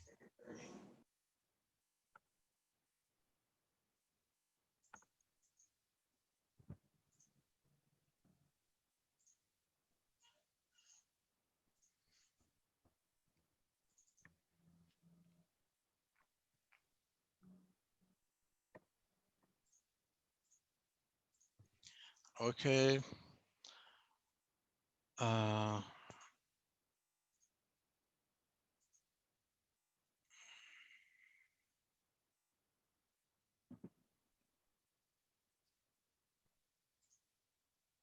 So do you have the paper? Yes. Okay. So this is one of the papers. We want to check whether this paper has novelty or not. I will go to introduction. Let me find. So let's read this paragraph to see whether we can decide on the novelty of this manuscript or not. In accordance with the valuable contributions of multimodality to language pedagogy, many researchers have conducted empirical investigations on various issues, such as teaching, multimodal text analysis to junior high school students, multimodal analysis for critical thinking, multimodal communicative competence, development of a systemic functional approach to teaching multimodal literacy, and design of learning and semiotic resources constructed in a picture book for children. However, a few studies focus on scrutinizing multimodality from genre-based pedagogy, especially in Indonesian context. Even none of the studies provide insight into students' perceptions on genre-based approach to learning multimodality, grounded on the investigative viewpoint of the student perceptions on the employment of genre-based multimodal text analysis. This study probed the student perception on the implementation of GBMTA in multimodality teaching. Actually, if we want to decide whether this paragraph is talking about the novelty of the paper or not, it is not a good reason for novelty. You see, I left a comment here. It is not a good reason for novelty when we are just focusing on this point that no study has been done so far, or few studies have been done in this field. Actually, we cannot say such a statement, no study. Maybe we couldn't find it in literature available. So it is not good to say 100% sure that there is no study. No, maybe we couldn't find enough sources online or offline in different journals.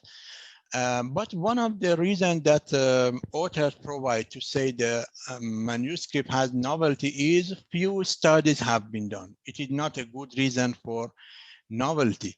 You should say what other researcher did and what you are going to add to the previous finding that can complete this field of knowledge, or what kind of problem not solved in Indonesian context before, although some different research is done, but this study is going to solve it in this way or that way.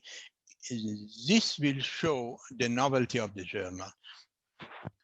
So the author tried to justify the novelty of the manuscript in this paragraph, but it is not acceptable for me as an editor or proofreader, actually. So let's go to see whether we have anything else related to the novelty of the journal in this manuscript or not. As you see, all of them are just literature review. The author listed different works, different research done by other researchers. Let's see this paragraph. Pedagogically speaking, genre plays predominant role in language pedagogy. This is reinforced by a plethora of scholars focusing on how it is used in language teaching and learning. One of the most frequently employed teaching approaches to genre is genre-based approach. All of them are description. This study argues that GBA enables the student to understand and construct genres in heterogeneous fields and grades. Further, it helps students think critically about knowledge and practices of social semiosis, which construct the knowledge. Again, it is considered description. It doesn't help us to find, okay, so what? So based on this description, this study is going to add what to the available literature?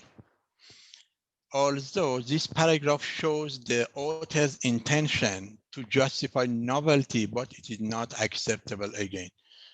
I left comment here. It discussed generalities.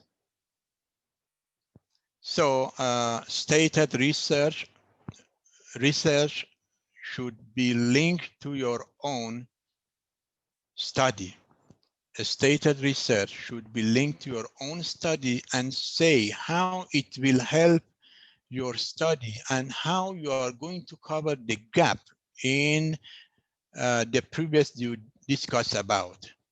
This is the problem. And one more point related to the novelty is to discuss how each one of the studies reflected in literature review help your own study, or how your study is going to add something new to this cited study. So it is not good to list a series of up-to-date researches one after the other without any connection to each other and to your own study. You should say, okay, if I cited this research, why? What is the relationship between this research and mine? How my research is going to add something new to this research, or how I'm going to get ideas from this research stated here for my own study, whether in methodology, in the design, I don't know, in the statistical procedure I'm going to follow. So each study cited should be based on a reason, a purpose behind. So as you see, I left another comment here. However, the present study puts an emphasis on how GBA is tailored to multimodality learning through multimodal text analysis. I said, so what? What does it highlight? Why is it important? What will it add to previous studies? So it is a general term, a general statement, but again, it will not add to the novelty of our piece of research, our study. In this part again, in short, these stages are aimed at facilitating the student to be able to systematically analyze multimodal text from dependent learning tradition to independent one through a scaffolding principle. Actually, it was done by many researchers. It cannot be mentioned as something new that is happening in this study. So as you see, I left comment, you may even say how novelty reflected in the methodology. It is related to next part also. But regarding this one, it is something general done by other researchers also.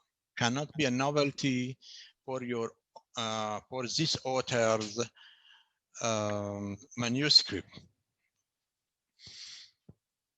But what can we show novelty in the methodology? I left comment here. You may even say how novelty reflected in the methodology. Have you followed the methods other researchers use, or you have something new that can add to the validity and reliability of the instrument? Even if you say, for example, I use this instrument or this data analysis procedure from this reputed publication that published before, it doesn't show novelty. But you should say what you added to your own data analysis to get more enriched results, to get more, or let's say, deeper results. If you add something like it to your methodology, actually you have methodology, you have novelty in your methodology. So you may have novelty in your results, in your even discussion, in your methodology, in your instruments, in your participants, but you should justify how it is different from other researchers and how it adds something new to the previous findings if you change or if you add something to your methodology. Here, I highlighted every part of the manuscript that deals somehow with novelty. Several considerations for selecting the research setting and recruiting the participants where the presence of this and that. Actually, it is pointing to something new or what the author considered in selecting the research setting may deal with novelty, but again, the information provided is incomplete. See, this consideration should be linked to the studies reviewed. And then you say, these elements were not considered fully. So by considering them in my study, I'm going to get more reliable and valid results. Or I may inspect, evaluate a new aspect of the findings. It will add to the novelty. But just mentioning this sentence will not make sense.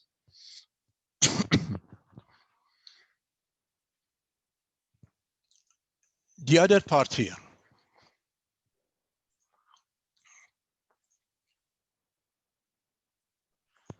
So the research data were, do you remember I said double words? See, double words happen here.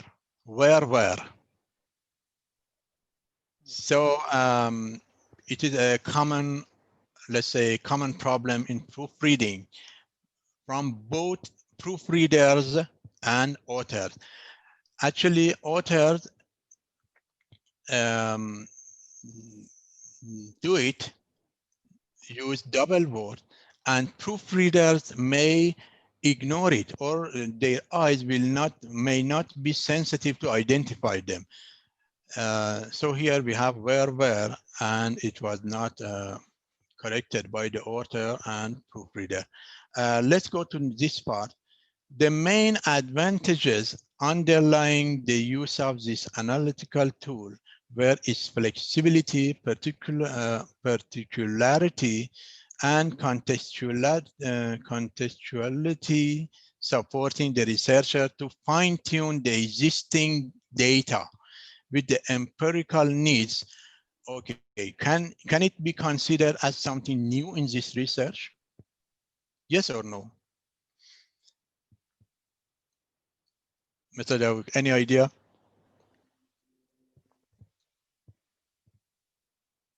I believe no, because of one reason in highlighted parts. See, we have reference. So it means it was done by previous researchers. Flexibility, particularity, all of them checked. So you should add something new to show rather than this statement, or rather than the flexibility, particularity that was checked by Brown and Clark and King, I'm going to evaluate this new aspect that adds something new to our design, our plan. So just mention something as advantage or novelty. While it was done by previous authors, it will not imply the novelty unless you add something new to what others done. So it is not considered as a reason for the novelty of this journal, just replicating a good point, an advantage that was conducted or used by previous researchers or authors. This part, in particular, all of them, actually it showed the intentional author that the author is going to talk about novelty in these sentences. But we want to see whether it is a good justification, acceptable one or not. In particular, they learned how meanings are conveyed through various modes of communication, such as visual, auditory, tactile, olfactory, gustatory, and kinesthetic modes. As you see, again, they were a good point, but they were done by previous author, not one, not two, and just two authors as samples here. So when you state this one in this part, and the researchers, for example, and the researchers of the current study are going to add or investigate. Here you should refer to something new, not done by previous researchers. It will show the novelty. This part, let me see.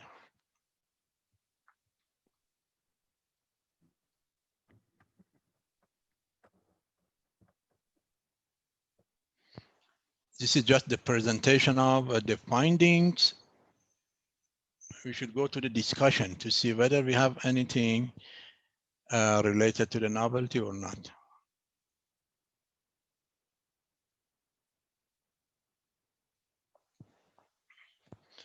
And the other point in this paper, actually the results, findings, and discussion appeared in one section. They were discussed in one section as results and discussion, no problem. But what was stated by the researcher, by the authors here, is just providing some studies that confirm the findings or may disagree with the findings of this author. But there is no critical thinking here. The author didn't try to say, okay, now what are the possible reasons for the similarities or differences between my own finding and, for example, this research? Or what are the possible reasons for these authors' finding and my own finding? We call it critical thinking, argument. When there is no argument, we just state something from other researchers in confirming our own finding or show the disagreement with our finding. It is not considered as a good discussion. Not normally I say there is no in-depth discussion.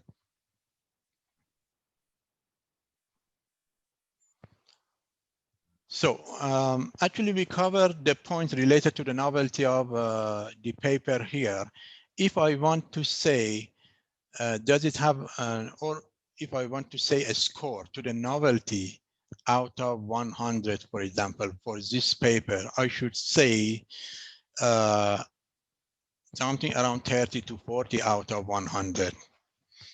So based on the journal's milestone, we decide whether to reject the paper or accept it.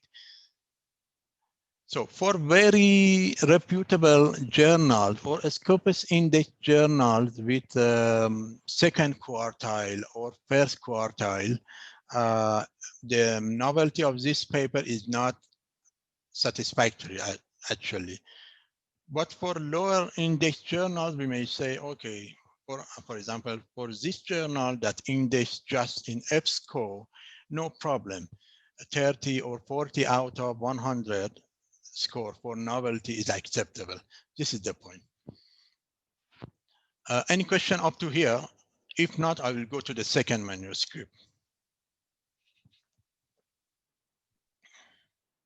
Okay, okay, Reza, thank you very much. So does it mean that novelty, we can see novelty in not only in the recent findings, but also we can find it in the methodology, Exactly. also in the background. So in every stage, yeah, of the manuscript. Yes, at least you should point to one part of the paper that novelty happened. Maybe you have novelty in your methodology. Maybe you have novelty in the discussion. Maybe in, I don't know, for example, in your sampling procedure, for example. But you should have something very new to add to the previous researchers to show the novelty. Okay, now the second manuscript, Reza. You, Okay. the second manuscript. This one was learning multimodality.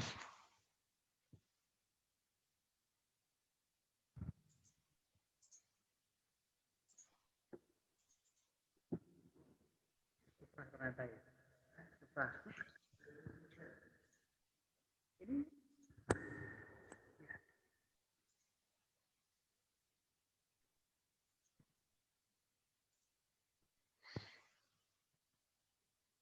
Okay, do you have it? yes, yes.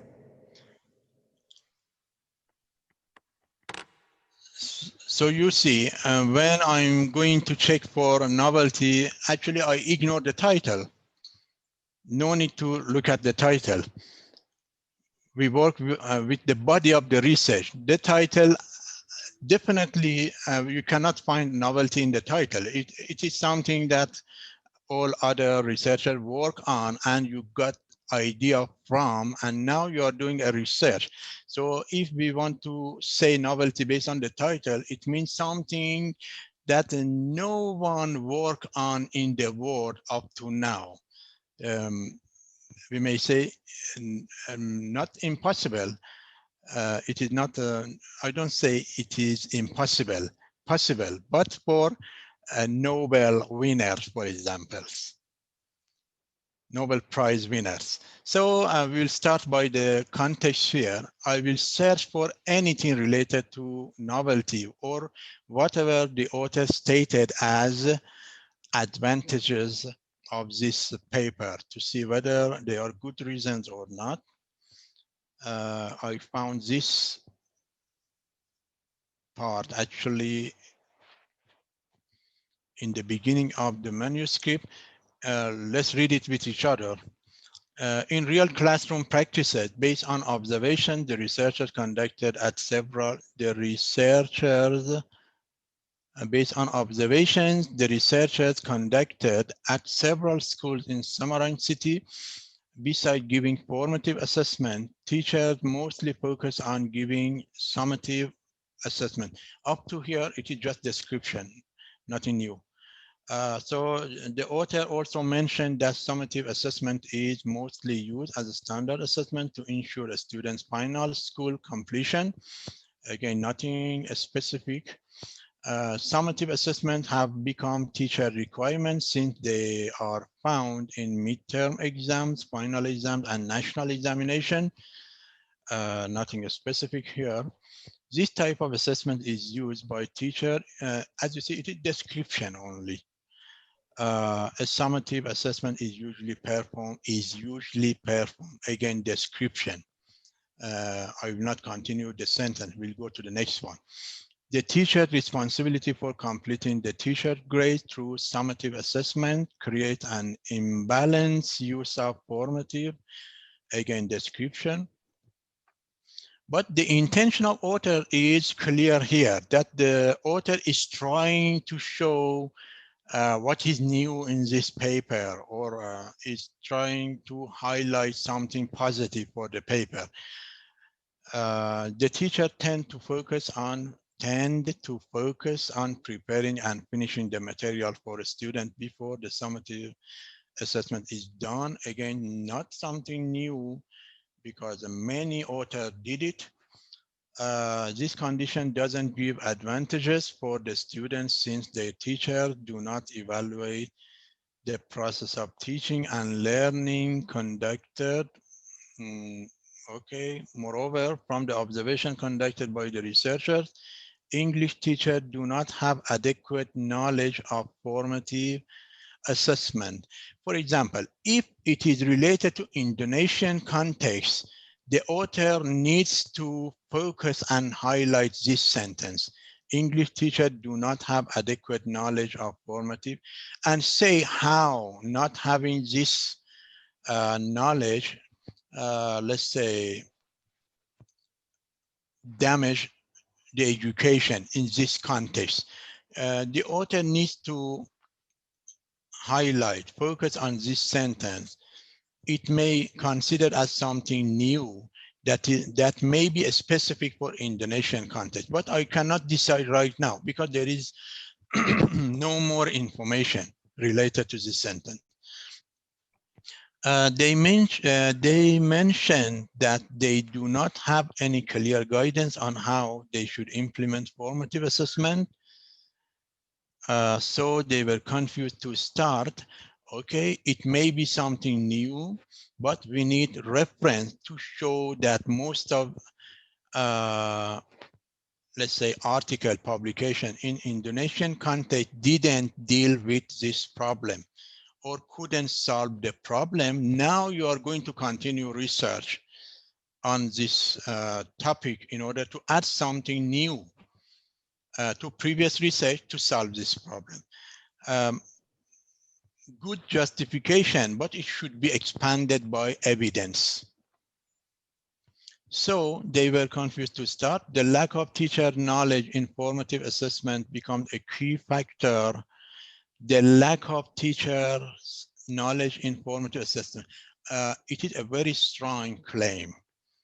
If you want to say there is no knowledge or lack of knowledge, you should have strong evidence. So I cannot accept this kind of strong claim here. So quickly, I will ask the author, provide your evidence. What is your reason? You say lack of knowledge. Some of the Indonesian author or editor may disagree with you, and they say, we know some research done in our context that they try to, they work on formative assessment. So we cannot say there is lack of knowledge, right? Okay, so the key factor, this becomes worse since the teachers are demanded to fill many teaching. It is acceptable. Why? Because when you say becomes worse, you have an evidence for. I can look at this article and see why it becomes worse. What was the reasons before, for example? They need to meet the curriculum standards. I will not continue with the next part, but after all of this paragraph, again, we don't see the researcher's side. The researchers will not highlight, okay, I will explain all of this problem. So now I'm going to focus on which point as an ignored aspects in the previous researchers. Until you don't focus on this point, the novelty cannot be justified fully. But if I want to give a score based on what the researcher discussed in this article up to here, even I should continue to other paragraph, up to here, we will say it, the novelty for this one is something around 50 out of 100. So better than the previous manuscript, because some specific problems of the Indonesian context discussed here, some references provided, but still I don't know what the researcher is going to add in his own research. It should be added as one paragraph here. Should be fully the idea of the researcher or the discussion of researcher based on what this presented and discussed in the highlighted parts. So in literature review, so this is my decision related to literature review. The studies stated in this part will not give the sense of doing a thorough search. I believe something new can be found in the literature and added here. It seems there are many other researchers in the field that may have close relationship with this study, but not included. Why? Because the studies mentioned here didn't have the close relationship we expect based on the topic or research questions of this manuscript. So let's see. A thorough picture of relevant studies done so far and concentrate on what missed in these studies and what is the gap that the current study is going to cover. So this is the problem for literature review here. Okay, Mr. Davik, if possible, I need a 5-minute rest because of talking for more than 3 hours. Actually, I need to refresh my throat. Yeah. Reza, I think we can invite the author to give comments. Yeah, Pak Piyaka and Bufane. Would you like to raise questions and comments, please? Based on comments, let me see them.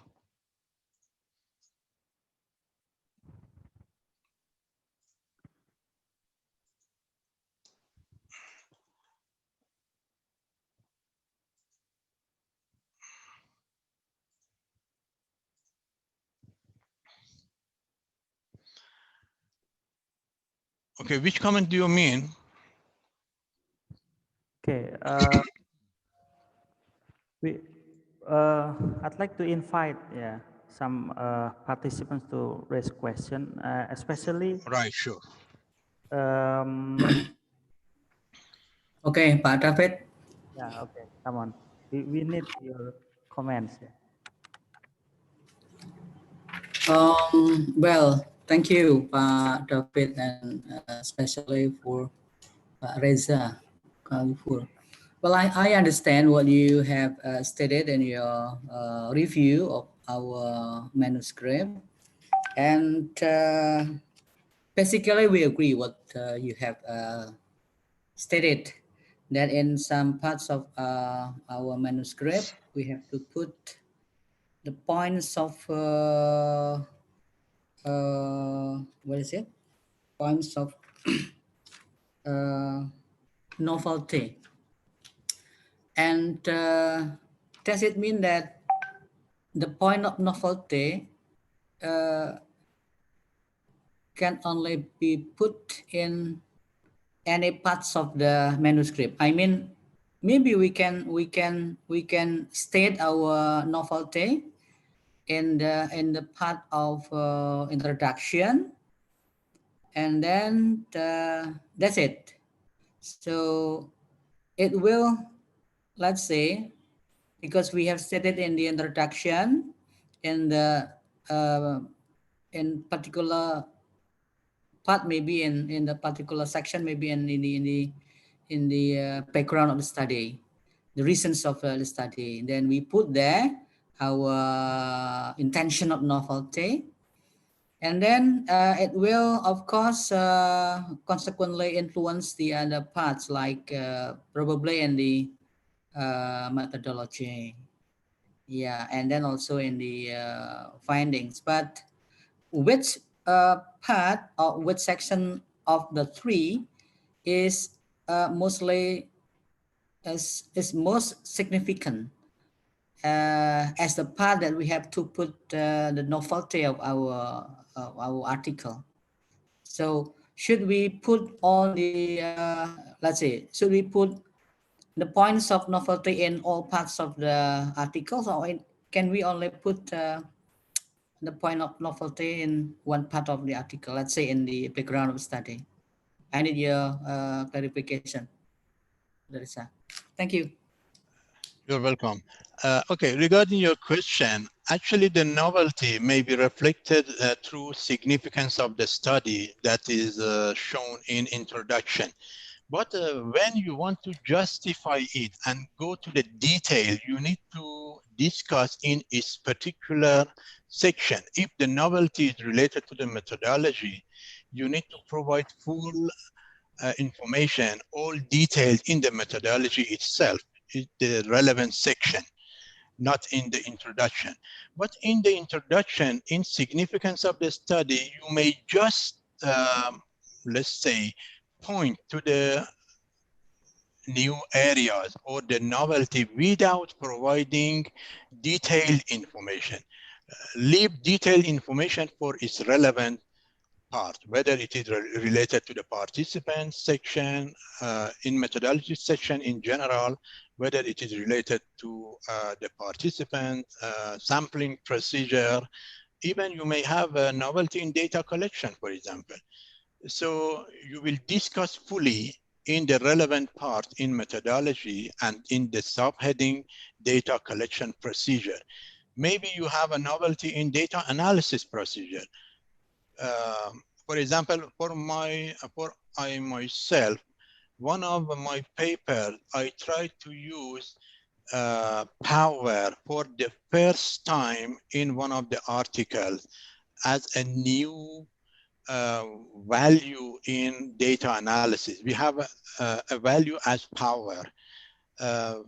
So in our city, for example, just one statistician is able to run such analysis, a statistical analysis, just one person. It is something totally new and just entered into language studies. So except p-value or effect size that we are all familiar with, we have another one that is called power. It adds more to how we analyze our findings. And we can say with, let's say, with 100% sure whether what we are presenting as significant or not significant, is it really significant based on a statistical procedure or not.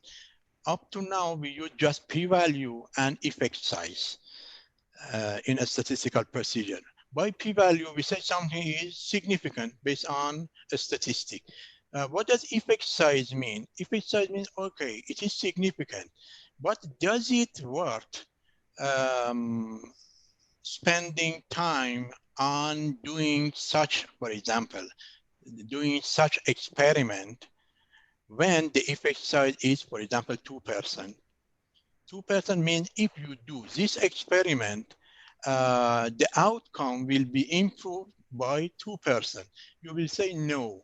The amount of time and money that I will, or budget that I will pay, doesn't worth to get 2% improvement.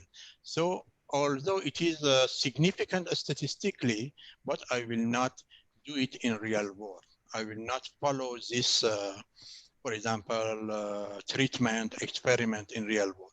So power is something that add something new to effect size and p-value. So when I use this one for the first time in one of the articles in my field and in my area even related to language, it is something new and it target novelty. Okay. Yeah.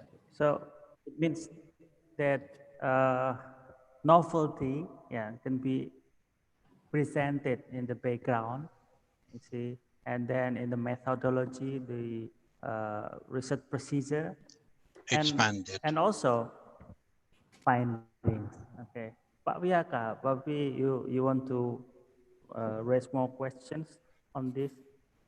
Yeah. Okay. Thank you for the. I think this is something new. Yeah. What we know about the novelty is that how our research finding is significant for knowledge. How our finding is significant by adding something new to the present knowledge on the present research or something. But according to Dr. Riza or Professor Riza, he says that the novelty of our research can be traced in, can be detected, can be traced in the background, and then also it can be found in the findings and also even in the methodology. I think it is something new, and thank you for this. And then we will make it better for the future. Thank you. You're welcome. Thank you, Pak Wiyaka. Yeah, Pak Wiyaka, Mr. Reza, he is my lecturer in my undergraduate study. Actually, oh no, and your colleague, your colleague, your friend, Pak David. Yeah, don't say that. Yeah. In my undergraduate study, I have to admit this. Yeah, and also he is also the manuscript writer, the second manuscript that you Okay, I'd like to say thank you to Pak Wiyaka and also Reza Kafipur especially for giving us insight. Yeah, actually this is something new. Yeah, for me especially that we have some lessons on proofreading and then plagiarism and finally manuscript reviewing to present the novelty. Yeah, thank you very much, Reza. Hope to see you again next time. You're welcome. It was my pleasure to be with you for 2 webinars here. And I wish you health and success in this tough condition, actually. Okay. And also, we have announcement for all participants that next Thursday, on the 8th of October, and we will have a presenter for the 3rd webinar on tips and tricks to get to be Scopus Index Journal with Amirullah Abduh from Universitas Negeri Makassar. Ya, jadi besok Kamis kita akan ada webinar yang ketiga dengan Pak Amirullah Abduh. Kebetulan beliau ini adalah pengelola jurnal Ijol. Jurnal Ijol ini awalnya terakreditasi Sinta 4 dan sekarang mulai bulan Mei itu sudah terakreditasi Scopus. Nah, ini kita akan belajar dari Pak Amirullah Abduh besok Kamis ya, tanggal 8, dan kami akan share di grup webinar yang sudah saya buat itu.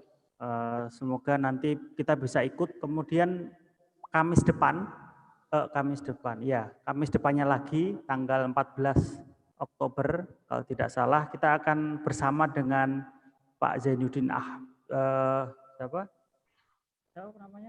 Zainuddin, Prof Zainuddin ya, from UTM, dari UTM Malaysia, akan membahas tentang networking, penulis, author, kemudian editors and reviewers ya. Nanti kita akan bersama itu. Nanti kita ketemu lagi besok Kamis pada jam yang sama, jadi jam 8 sampai jam 12 nanti kita akan ketemu untuk webinar yang ketiga. Ini terima kasih atas partisipasi semuanya. Untuk sertifikat bisa di-download, sudah disiapkan oleh panitia. Thank you very much, Reza. See you again next time. I'd like to close this webinar by reciting Hamdalah together. Alhamdulillahirabbil alamin. Goodbye, everybody. Wassalamualaikum warahmatullahi wabarakatuh. Waalaikumsalam warahmatullahi wabarakatuh.